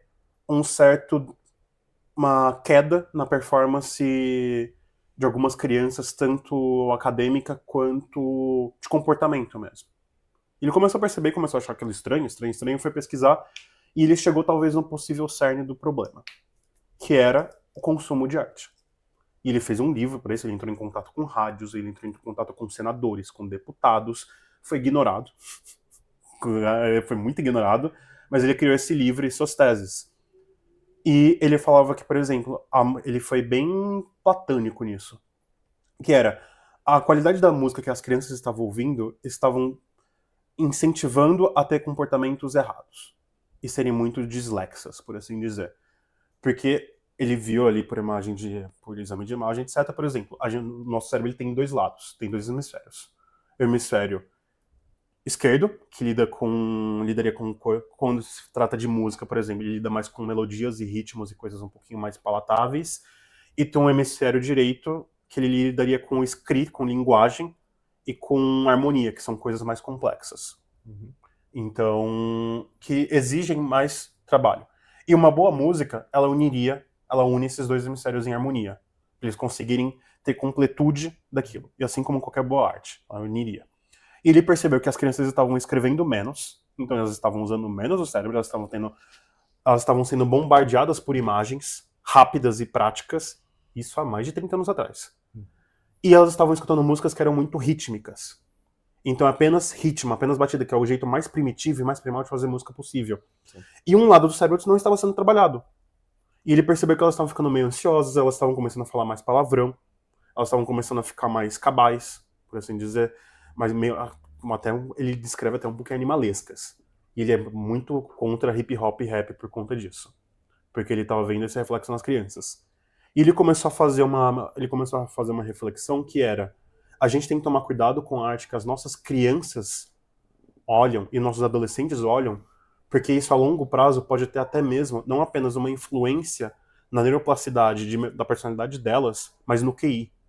Eles são expostos a tanta coisa ruim e simples e palatável que isso começa a degenerar não só a personalidade, mas como o intelecto deles. E por isso música, inteligência e personalidade. E assim, por exemplo, chegando agora na história do Caio que ele encontrou no Museu de Arte Moderna. Se a pessoa é bombardeada apenas por transgressão, por degeneração, por profanação, de você pegar coisas normais ali que não tem nenhum esforço técnico possível e falar que é arte, qual vai ser a visão de mundo daquela pessoa? Uhum. O que ela vai perceber de mundo, se a gente já está falando ao longo do episódio inteiro, que a arte é a forma como o artista e outras pessoas elas colocam sua percepção do mundo para outros verem. Sim. Eu gosto de pensar em história da arte muitas vezes com os movimentos artísticos diferentes, tentando seguir noções que são... Eles estão sempre tentando encontrar um ideal para seguir. E eles colocam algo no ideal que são diferentes. Muitas acham que estão quebrando e vamos retirar os ideais. Não tem como fazer, tá? Não. Até porque retirar os meus parabéns, retirar os ideais é o seu novo ideal. Exatamente, é o seu novo ideal. Então, o que você vai colocar no topo da hierarquia? Então, cada movimento artístico tem meio que uma resposta para isso. Sim. E o Marcelo trouxe aqui a palavra primitivo. Eu até queria trazer. É interessante a gente pensar em arte também, na arte primitiva. O que tinha antes da Grécia Antiga em respeito à arte? Música e pintura. A gente tinha e dança. Pinturas em caverna. Sim. Do tempo paleolítico, sim. Que eram muitas vezes uma maneira, como, olha que interessante, trazendo um pouquinho da noção do Merleau-Ponty sobre a magia da arte. Artefatos artísticos dessa época eram considerados pelo homem primitivo como mágica, porque quando você pintava um bisão na caverna, era como se você estivesse invocando o bisão ali. O espírito do bisão. O espírito do bisão, e muitas vezes literal, tá? Sim. Muitas vezes literal. Então, Existem até pesquisadores que foram em tribos que ainda vivem de forma primitiva e desenharam animais numa folha de papel e eles falam, por que você está roubando o nosso gado? Eles expressaram essa reação, por que você está roubando as nossas coisas? Então, é difícil de falar sobre arte nesse período como sendo arte como a gente vê hoje em dia, porque a gente não tinha nem linguagem para se comunicar. Sim. Então, os desenhos na parede eram até uma maneira de comunicar coisas que hoje em dia a gente comunica não por meio de arte. Sim. E, inclusive, nesse sentido, é interessantíssimo, por exemplo, ver... Eu não sei se vocês já viram, tem uma caverna onde ela é coberta inteiramente por impressões de mãos humanas. Sim. Acho que eu já vi essa imagem. Enchiam a boca de tinta, que normalmente a tinta ela era feita com esmagando fuligem, sangue, e eles frutas. sopravam, ia criando certinho, e a parede era centenas e centenas de mãos. Justamente criando essa ideia de ancestralidade. Eu estive aqui, eu já passei por unidade. Aqui. É muito, muito legal ver esse tipo de artefato histórico. E depois a gente tem o Egito Antigo, e o Egito Antigo era um negócio interessante. Eu até gostaria de falar brevemente sobre o Antigo Egito e a arte do Antigo Egito. Ela era extremamente rígida, assim como tudo no Antigo Egito era. Sim. Então, milhares e milhares de anos sem muita variação. Sim, sim. Que, inclusive, é uma coisa elogiada por Platão na República. Inclusive, você está falando do... Eu esqueci o nome do... Mindong. Ele esbarrou numa coisa que Platão já estava falando há muito tempo, porque na República, Platão, ele... De novo, marque ali no seu bingo, pelo favor. Nós citamos a República de Platão porque Platão fala sobre... Quando ele fala de expulsar os artistas da cidade, e tá certíssimo, né? Artista que nem onça pintadas, todo mundo acha bonito, mas ninguém quer ter em casa. Ele fala que o motivo pelo qual a música, especificamente, ela é a única forma de arte que deve continuar existindo, mas deve ser altamente regulada justamente por essa capacidade que o ritmo tem de influenciar o comportamento humano. E ele falava que existem ritmos e existem formas de expressão da música que eram favoráveis à virtude e outras que não. Ele falava, então, existem ritmos e batidas que eles suscitam em nós o caráter irascível e deixam os homens mais violentos. Isso é um fato. Outras que nos deixam mais sensuais e prontos para acasalamento ali. E ele fala que, assim, é necessário vigiar com frequência o tipo de arte que o Estado provê. Aí você pode estar pensando, mas hoje em dia o Estado não provê arte nenhuma. Provê. Nós temos uma coisinha chamada Lei Rouanet, meu amigo. E a Lei Rouanet, não adianta falar que ela é distribuída de forma democrática. Não é. A gente sabe muito bem que são alguns artistas que são queridinhos para receber benefícios através disso. E essas pessoas, elas são responsáveis por informar ao público e às massas o tipo de mundo em qual elas vivem. Uma das coisas que, então, inclusive que é importante falar sobre a arte é justamente isso. As pessoas são muito mais convencidas, têm uma visão de mundo que é muito mais formada pelos filmes que elas veem, pelas músicas que elas ouvem, pelos livros que elas leem ou deixam de ler, pelos ditados que elas e pelas expressões artísticas com as quais elas participam, do que por qualquer argumento. Nenhum debate consegue te convencer do benefício da misericórdia, por exemplo, quanto o bilhete de loteria do Tolstói. Nossa, até, porque eu tava falando do Egito Antigo, eu ia voltar e conectar com o que vocês estão falando, porque no Egito Antigo a arte era feita com o propósito de você assegurar a bem-aventurança dos espíritos, né? Então as pirâmides foram construídas para conter os faraós ali dentro nas suas múmias, Faraós e seus servos. Então as obras de arte que você vê em paredes de pirâmides, por exemplo, é uma obra que ela é muito interessante, porque ela tem um torso que está sempre virado ali para frente, ela tem a cabeça virada para o lado e ela tem as pernas para o lado também. E o olho, inspirado em Horus, é um olho, ele nunca tá na perspectiva correta, por assim dizer. Eles brincavam muito com perspectiva para mostrar o que eles queriam mostrar. O rosto de perfil, o olho tá sempre de frente. Te encarando. Sempre te encarando. Então eles fizeram isso por milênios e milênios e milênios. Depois os gregos observaram aquilo e começaram a usar a técnica à sua forma. Mas aí eles foram atrás do belo. Sim. Mas por que é interessante falar isso? Que cada movimento tem as suas particularidades. Porque, sim, é uma representação social e política também. E o problema que eu vejo é limitar a obra de arte à política. Claro. Que era onde eu ia conectar com vocês. Porque se cada época tem o seu estilo, e ele é representado muitas vezes como uma representação cultural e até política, existe política na arte? Sim. Mas assim, aquela noção que a gente já confrontou em outros episódios aqui brevemente, que é de que tudo é política. Tudo é uma expressão e uma manifestação do político. Então o político, quando for necessário fazer obras de arte para te convencer de alguma coisa, ele deve fazer. As artes romanas eram assim, de certa forma.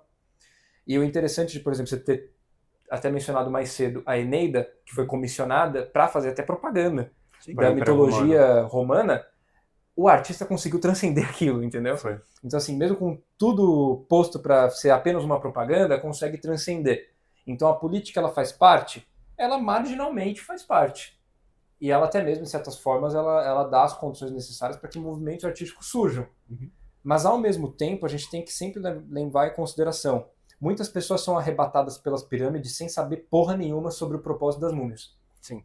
Se a gente ficar pensando apenas no propósito social e político da obra de arte, ou apenas em localizar a arte num período histórico e falar assim, você só vai entender aquilo realmente se você entender o período histórico, ou você não tem essa experiência contemplativa. Sem isso, você está eliminando a arte daquilo que ela faz melhor, que é transcender e universalizar. Sim. Senão a gente só leria a arte contemporânea, não precisar ler Homero mais. Sim. E a política, muito, muito sabiamente, muito espertinhas, começaram a perceber que, ao invés de um discurso político, é muito mais fácil falar que toda obra de arte também é política e inserir mensagens políticas na obra de arte para te convencer, porque como o Kiso estava falando, você é muito mais convencido por um bom filme que te passa uma mensagem do que um discurso político bem feito por um político na TV.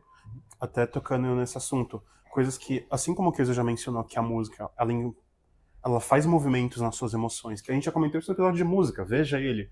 E também o Kiso também já mencionou nesse mesmo episódio, que até a música ela reflete na moda, e ela impacta na moda.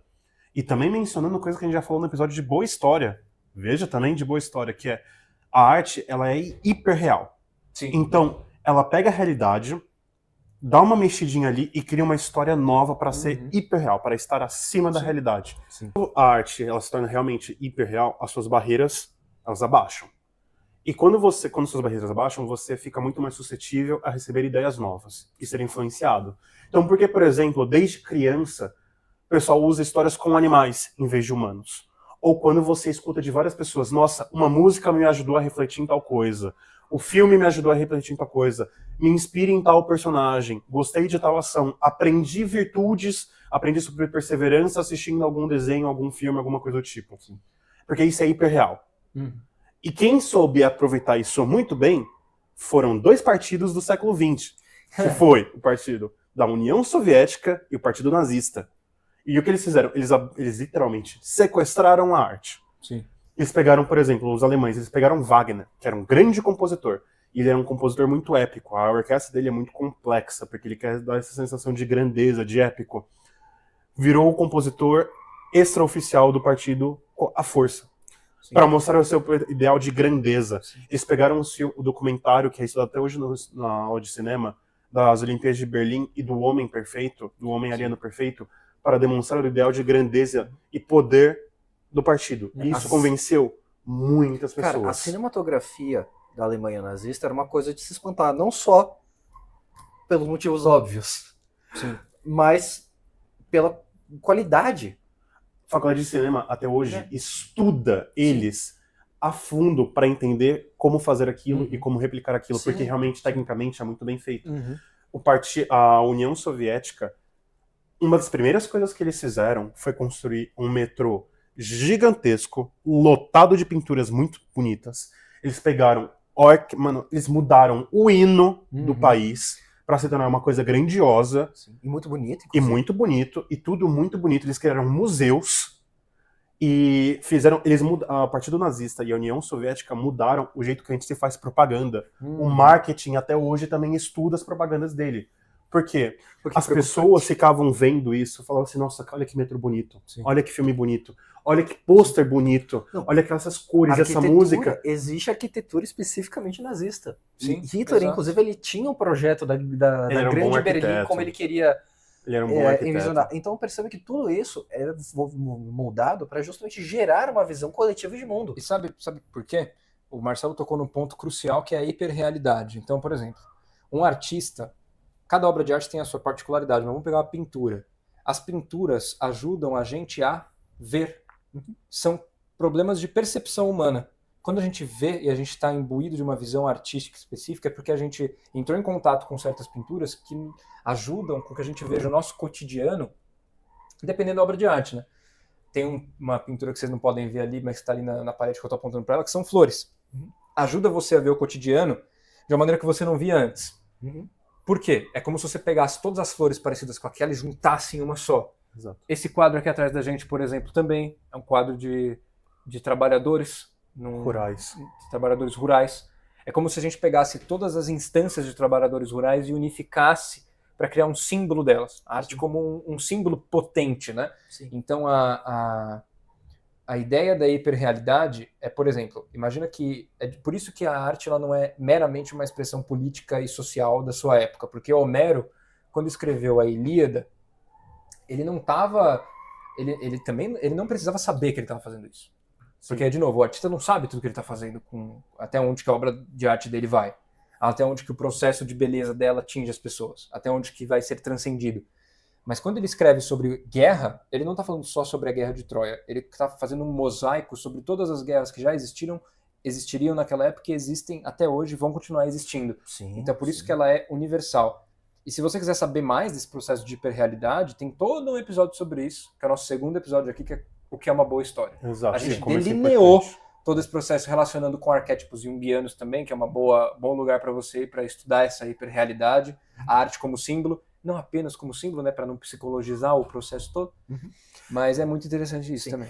Eu acho interessante que você tocou nesse assunto, inclusive, da representação do cotidiano, porque uma das coisas que você faz ao retratar cenas do cotidiano é, uma vez que é cotidiano, muita gente vai identificar aquilo e você vai criar uma imagem que é coletiva, do que é uma vida cotidiana em determinado lugar, com um determinado povo.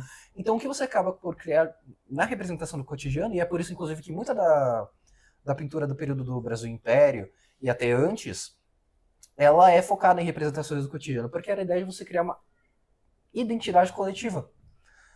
E, claro, você pode ter isso como cultura. E você pode ter isso como objetivo.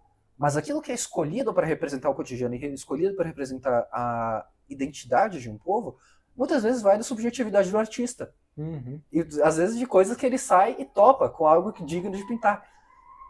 Então, é justamente essa dança entre a intenção e o que o artista quer e o que a arte pede. Sim.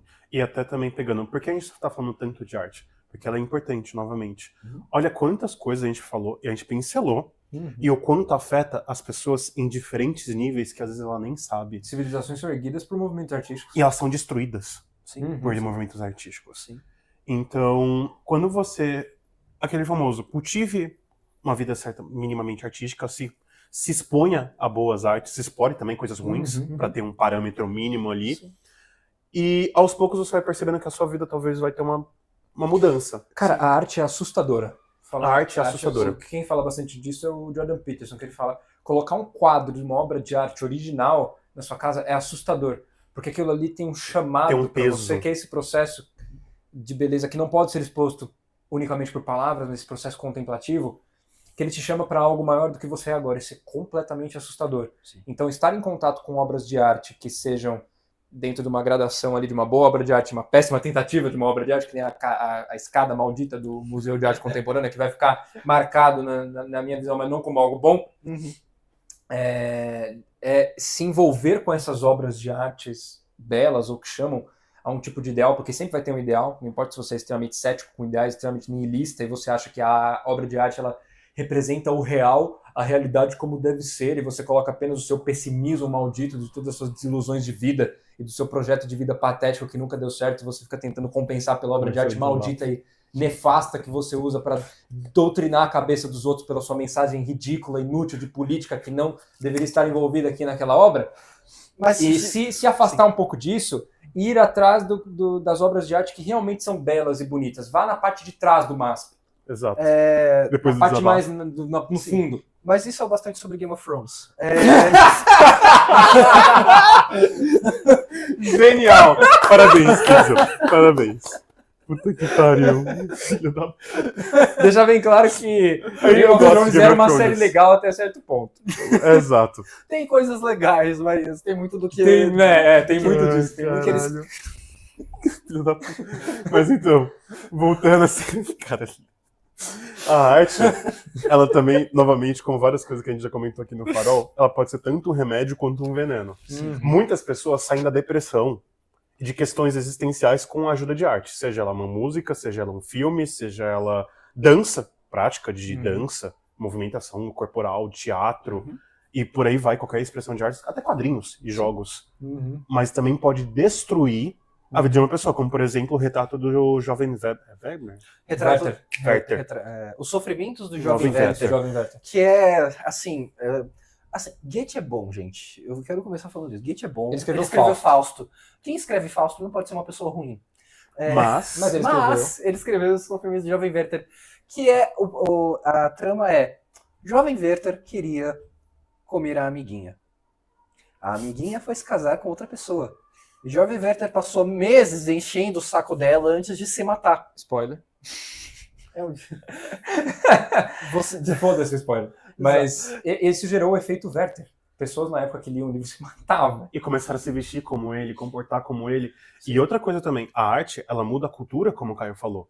Porque, por exemplo, a imagem que a gente tem de um país vem pela sua arte. Pela sua produção artística. Pela sua produção artística. O que a gente conhece, por exemplo, do Ocidente, do Oriente, vem pela produção artística. O dano que a saga Crepúsculo causou à civilização ocidental é incalculável.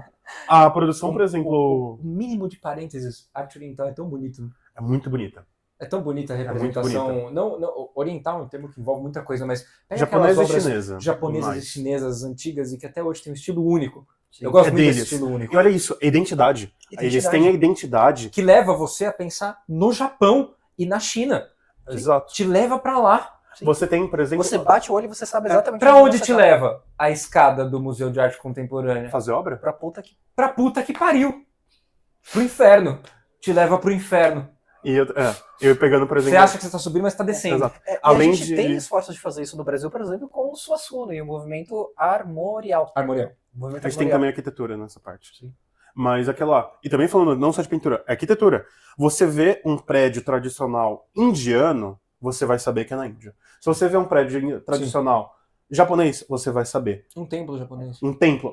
Uma igreja gótica, você provavelmente vai fazer. Isso daqui provavelmente é no leste da Ásia. O Brasil tem isso, inclusive. Muita gente fala que o estilo clássico brasileiro, né, o estilo tradicional brasileiro, é só uma imitação do estilo clássico europeu, português. Nem fudeu. Não é. Gente, se você falar isso, desculpa, você é burro. Nós usamos materiais que só tem aqui, nós usamos linguagem que só tem... Não, ele tem razão. Nós usamos linguagem que só tem aqui. Então, a gente tem um estilo de arquitetura que era nosso e que os filhos da puta da semana de 22 não apenas decidiram que iam se afastar. Se afastar, beleza, criar variação.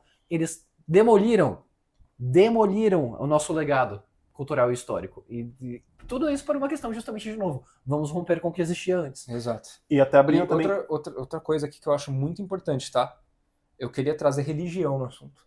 Opa! Porque o papel da religião Não vou fazer proselitismo aqui, não é esse o objetivo. Talvez eu faça, brincadeira. Mas o negócio existe uma progressão de movimentos artísticos ao longo da história, e depois do renascentismo, o ser humano voltou muito mais a falar de si mesmo. Então existe uma progressão cultural que eram obras de arte, até aquele momento, que estavam muito focadas em proporção, em harmonia, em representar o belo, representar o ideal de alguma coisa. Como o Roger Scruton fala, o artista ele representa o real sob a luz do ideal e depois transfigura. Então até lá isso era muito bem ali, até no movimento renascentista, com as 4 tartarugas ninjas, o Leonardo, o Rafael, o Donatello. Sim. Embora eles também fizessem muita arte sacra, porque muita arte sacra. Sistina. Exato, Michelangelo, pelo amor de Deus. Até porque quem tinha dinheiro pra contratar eles era... Exato, e aí é que tá, era uma obra de arte que era encomendada também, que não tinha interesses, vamos falar, burgueses mesmo, que vieram depois, na época que a burguesia começou a aparecer, comerciantes também. O cara encomendava um quadro pra pendurar na casa dele e falava, nossa, eu sou bonito. Não e aí só teve isso, uma progressão de séculos, onde a gente foi tão para dentro, né, onde a gente foi descobrindo por meio da ciência tudo que tinha para descobrir, tirando o mistério do mundo, né? Sim. A gente tem acesso rápido a todas as informações do nosso mundo. Então agora todas aquelas maravilhas e magias que poderiam existir no mundo voltaram pra gente, por isso que agora a gente tem, psicologicamente falando, essas obras de arte modernas que são totalmente desalinhadas, desarmonizadas. Isso não necessariamente é algo ruim, dependendo do artista, se ele faz algo bacana de se ver. Mas muitas vezes gera uma arte que você percebe que tem um sofrimento mental ali para fazer o negócio. E não que nas obras de arte harmoniosas não tinha, mas era um negócio que você vê e você fala assim, esse cara... É aquele negócio de você fazer uma brincadeira e falar, esse cara tava ouvindo vozes, né, enquanto ele tava pintando isso daqui, né? Vontade de encontrar o cara que fez isso e abraçar ele tá precisando. Eu vou dar um Rivotril pra ele. Então, assim, existe essa onda de niilismo das pessoas acharem que elas sabem o que é a realidade mesma, e a realidade mesma não tem nenhum ideal. A gente tem que representar as coisas como elas são. E eu não gosto desse tipo de coisa, eu detesto esse tipo de coisa. Eu detesto esse tipo de noção, esse tipo de colocar como ideal a desconstrução, ou a falta de algo, esse mundo pós-moderno, né? Que inclusive já tá meio sendo superado, porque as pessoas que cresceram nisso agora estão sentindo nesse... Eu falei, né, sobre como depois que você quebra todas as regras, a única transgressão possível é você voltar atrás e falar, não tem regra assim. Sim. É voltar com aquele ideal platônico, que olha só que legal, porque a gente tem ainda, olha isso, a gente tem discursos correntes, como por exemplo, amor platônico. Ah, minha relação com essa pessoa é platônica. Cara, de onde isso veio? Você percebe que você usa isso no dia a dia e você não sabe de onde veio? 400 anos antes de Cara, Cristo. amor platônico é aquela coisa que você tem de você contemplar. O ser humano sempre está em busca disso, ele quer contemplar algo maior do que ele. O que eu ia trazer com religião aqui é, quando a gente tinha um ideal maior, que era algo transcendente a gente construía a Catedral de Notre Dame. Cara, era um monte de trabalhador camponês sem muita instrução. Sem instrução nenhuma, praticamente. E assim, construindo algo que eles não iam ver pronto na vida deles. Não, sem instrução, no sentido acadêmico, beleza. Acadêmico. Mas, assim, não, acadêmico. Existiam as guildas. Mas a gente tá falando a gente tá falando acadêmico. Tal, sim, mas assim, e era um pouco porque tinha em acesso. termos de artesanato, de técnica. Eles eram melhores do que nós. Melhores do que nós. Sim. A gente tá falando de questão que hoje em dia todo mundo tem. Sim, que é a questão da alfabetização básica. E esses caras dando um pau na gente. E a exposição à arte. A gente tem muito mais exposição à arte. De novo, o que eu falei mais cedo, que é tentar colocar o conhecimento propositivo como algo acima de tudo. Os caras da técnica estavam acabando com a gente, irmão. Sim. Sem saber ler e escrever. Chesterton expressa isso muito bem. Ele fala que o homem moderno ele tem muitas opiniões. E opiniões não constroem catedrais góticas. Cara, você vê pessoas sem um ideal maior, sem um ideal... Você pode estar pensando agora porque eu trouxe religião. Beleza. Porque na época, por exemplo, época medieval, a situação material era complicadíssima. Ter o que comer, ter o que beber, ter o que vestir, Sim. Grande cuidados médicos e tal. Sim. Só que miséria humana até a Revolução Industrial. Agora a gente tem tudo materialmente, mas espiritualmente a gente está produzindo essas artes muito mais fracas. Então você vê a criatividade limitada, como a gente falou mais cedo, né? Sim. Quando você tem ali um problema para resolver também, então, quando você tem essas algo a contornar, né? Um desafio maior para essas pessoas. Então elas eram muito mais espiritualmente falando, muito mais ricas do que a gente.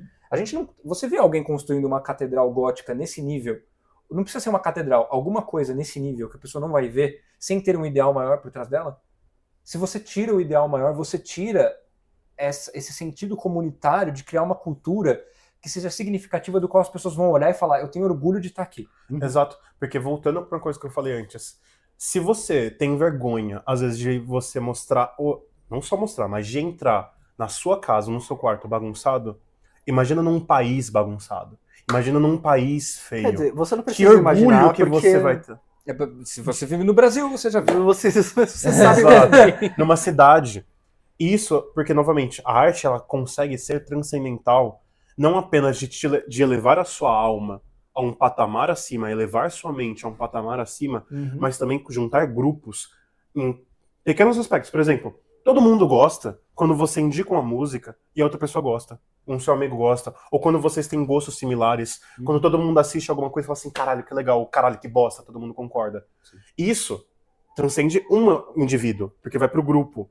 E a gente vai do grupo, vai pra família, da família vai pra sociedade, da sociedade vai pra cidade e assim em diante. Sim. E se você não cuida minimamente da sua aparência, do seu estado físico, da sua casa, dos seus amigos, da arte que você produz, da arte que você consome, você, porra, assim, vive de novo, nasce de novo. Inclusive, tudo isso que a gente tá falando, na verdade, tem um nome, que é algo que a gente já mencionou em outro episódio sobre o que é imaginação, que é o seu imaginário.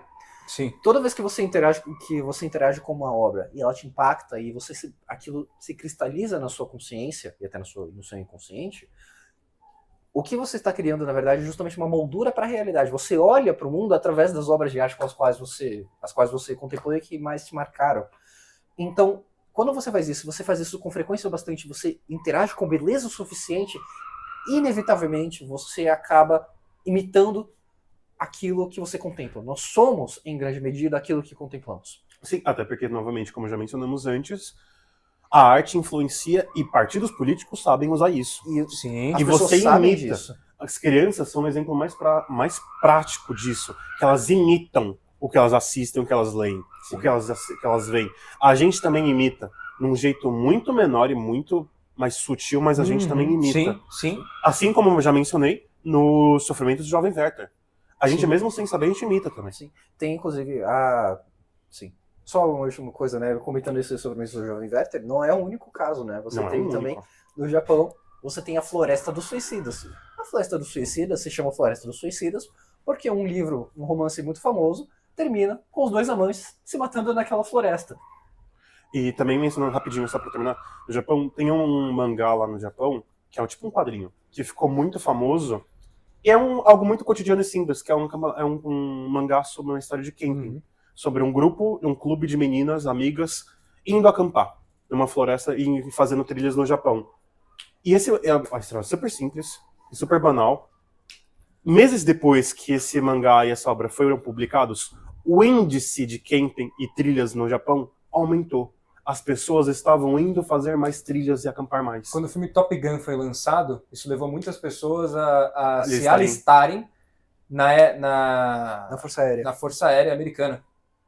Puta que pariu. Sim, então, a arte, ela tem muito mais influência do que a gente imagina. Ela é muito mais poderosa do que a gente imagina. E um último parênteses aqui, senão eu não vou conseguir falar isso em nenhum outro episódio, eu acho. A diferença entre arte e entretenimento é muito básica, na verdade. O que é puro entretenimento? É quando a arte ela tá focada no efeito que ela causa na pessoa. Sim. Então ela não é feita de novo, o belo se justifica por si só, certo? A arte como entretenimento se justifica pelo efeito que ela causa em você, no sentido de fazer você ficar ali, aquela coisa de, você tem que escrever um livro de ficção, nas primeiras 7 páginas você tem que ter um negócio para deixar a pessoa ali querendo ler mais, não sei o quê. Você sabe que um livro normalmente ele é só entretenimento quando ele tenta te fisgar pelos tropes, né? Então isso daqui é inimigos para amantes, esse daqui é triângulo amoroso. Que aí tem e existem pessoas que vão falar que isso é elitismo, você diminuir o entretenimento, porque não sei o que lá, e eu vou diminuir mesmo, porque eu não vou colocar o Homero no mesmo lugar de Todo Mundo em Pânico. Não, vai como é que é? No mesmo lugar que Crepúsculo. O Minotauro, o Leiteiro e a Fazendeira Virgem. Eu não vou colocar a Ilíada e a Odisseia no mesmo campo de... E as pessoas sabem disso aqui. Existe um problema que no Brasil especificamente, a gente tem uma educação em arte que ela é inexistente. Praticamente. Eu lembro que no ensino médio, meu professor de filosofia chegou na sala de aula e falou: eu vou explicar para vocês o que é arte. Me deu o nome de muitas coisas aleatórias. Aí começar primeiro por pintura, música, não sei o que e tal. Aí depois começou minha cama. Aí ele anotou. Aí eles viram que o professor ia anotar qualquer coisa e falar mesa, não sei o que, meu celular, blá, blá. O professor virou e falou: tudo isso é arte. Então, É a então anti-educação artística. tá na educação, era uma escola pública que eu estudei, então a educação brasileira está focada em falar que tudo pode ser arte. Então o entretenimento vira um tipo de arte que pode rivalizar com a arte clássica. E, de novo, não pode. A gente tem que fazer gradações entre aquilo que realmente muda o mundo e sobrevive aos testes do tempo e aquilo que não. E ninguém vai te julgar se você gosta de entretenimento. Eu também gosto, eu tenho meus entretenimentos. A gente, como eu falei, a gente tem nossos guilty pleasures, nossos lugares comuns. Às vezes a gente só quer desestressar. E a gente não quer pagar de elitista que vai jogar Memórias Póstumas de Brás Cubas no colo de uma criança de 10 anos e falar, leia. O importante é você viver com isso e contemplar isso. E também ter isso na sua vida a ponto de você saber a diferença e saber transcender. Porque senão você vai ficar sem isso na cultura pop, por assim dizer. Você vê as pessoas indo atrás de filme da Marvel, o que elas estão indo atrás, cara? E a cultura pop é uma religião, tá? Toda vez que mudam a nacionalidade ou a etnia de um personagem numa obra de cultura pop, herege. É como se tivesse um herege. Então, assim, o que você está buscando? Você está buscando aquilo que a gente está falando. É isso. Algo a mais. Isso. Bom, eu acho que a gente já falou bastante coisa aqui, eu acho que a gente pode já dar uma encerrada. E eu queria encerrar esse episódio fazendo uma pergunta para vocês, além do que é arte, que é, eu quero que vocês definam arte, por favor, e... Começou fácil. Não, muito. Escolham uma obra de arte que as pessoas que estão assistindo têm que conhecer antes de morrer. Ah, nossa, Kisa, de verdade. Sim. Mano, cara, que bicho lazarento. Nossa. Sim, eu estou sendo extremamente filho da puta, mas manda ver. Nossa, que lazarento. Filho da puta porque ele pensou nisso antes. Deixa eu comentar, vamos lá. Tá, obra. Não, primeiro vamos tentar responder a arte, depois a gente fala as obras, pode ser? Mas pra mim, arte... Comprando tempo. Comprando tempo. Pra mim, primeiro. a arte... Demora na resposta. Vamos lá. Demora 10 minutos na resposta. A arte, que eu tô pensando. Acho que ela seria não apenas uma necessidade humana e um produto da nossa racionalidade, também, da nossa criatividade, mas ela é algo que possibilita a gente transcender as nossas percepções do mundo e de si mesma. A elevar até mesmo o nosso sofrimento, a não só expressar, mas transcender o nosso sofrimento, a nossa alegria, e encontrar aspectos até maiores do que nós mesmos e o nosso tempo. O que é arte pra você? Depois a obra, beleza. Pra mim, a arte, ela é uma alma comunicando o mundo para outras almas. Ok. Bravo. Eu tentei gerar uma definição de arte que tentasse organizar esses elementos que a gente vem falando ao longo do episódio, né? E eu entendo arte como a exploração da expressão na representação do belo que transcende. E que tudo isso afeta o ser humano e o mundo ao seu redor. Uhum. Então eu diria arte dessa forma. Agora, para determinar uma obra de arte que eu diria... Eu vou começar, calma aí, eu já vou falar que eu quero já falar essa. Você já pensou? Já, Ilíada. Você não vai só falar aí sem explicar. Você não vai, pelo menos... Não, Ilíada. Você vai falar um pouquinho. Colocar tanto Ilíada quanto Odisseia nos dois juntos, porque elas são uma história única, de certa forma. E por quê? Bom, é um dos primeiros grandes clássicos da humanidade. Sobreviveu a mais de 3.000 anos de existência, até hoje é importante. E ela tem muitos exemplos práticos de como ser uma pessoa muito boa e de como ser uma pessoa muito ruim. E como o mundo é uma coisa muito mais complexa do que você imagina. E, bom, é um clássico que formou nações. Então eu acho que vale a pena você dar uma procurada. Tá. Bom, você falou um livro, eu vou falar um quadro. Bravo. Eu vou com o Autorretrato com a Morte tocando violino, do Arnold Böcklin. Que é uma expressão máxima, eu acho, da mortalidade humana e da corrida para você fazer algo, né, e imprimir a sua marca no mundo antes que seja tarde demais. E eu acho que essa é bem uma experiência de vida universal. Eu vou falar uma música e que eu acho que é muito bela, que eu descobri inclusive naquele documentário que eu falei mais cedo do Roger Scruton, que é Stabat Mater, Nossa. do Pergolesi. Sim. Eu acho que ela vale... Tem uma sessão de 4 minutos, que ela é uma obra grande, mas tem uma sessão de 4 minutos, que é a Dolorosa, que você pode ouvir no Spotify. Eu acho que ela é belíssima. Em relação a livros também, acho que eu vou mencionar um livro também. Eu acho que faz sentido você ler a Divina Comédia. Divina Comédia, embora sim. seja um poema desafiador para quem não está acostumado. Sim. Eu acho que faz total sentido você se aventurar nessa obra, em algum momento também. E, cara, um quadro. Eu fiquei pensando num quadro. Quando eu penso obras de arte, quadros que me vêm à cabeça, normalmente vem alguns pintores na minha cabeça. Eu gosto muito do trabalho do Bosch. Bosch é bom. Eu gosto muito do trabalho do Bosch. Vários quadros dele, pra mim, são muito bons. Eu gosto muito do trabalho do Alexandre Cabanel, que pintou aquele quadro do Lúcifer. Do Anjo Caído. Aquilo ali é impressionante. Eu gosto muito de pegar um bem mainstream. O Michelangelo, pra mim, qualquer coisa que o Michelangelo faz é um negócio absurdo. Sim. Então, observar os quadros dele. Teve uma exposição que teve no MIS aqui em São Paulo com as obras dele que foram Foi um boião. incrível. E eu gosto muito de Van Gogh também. Sim. Eu acho que a Noite Estrelada. Estrelada? Noite Estrelada. É que eu lembro Starry Night, Noite Estrelada.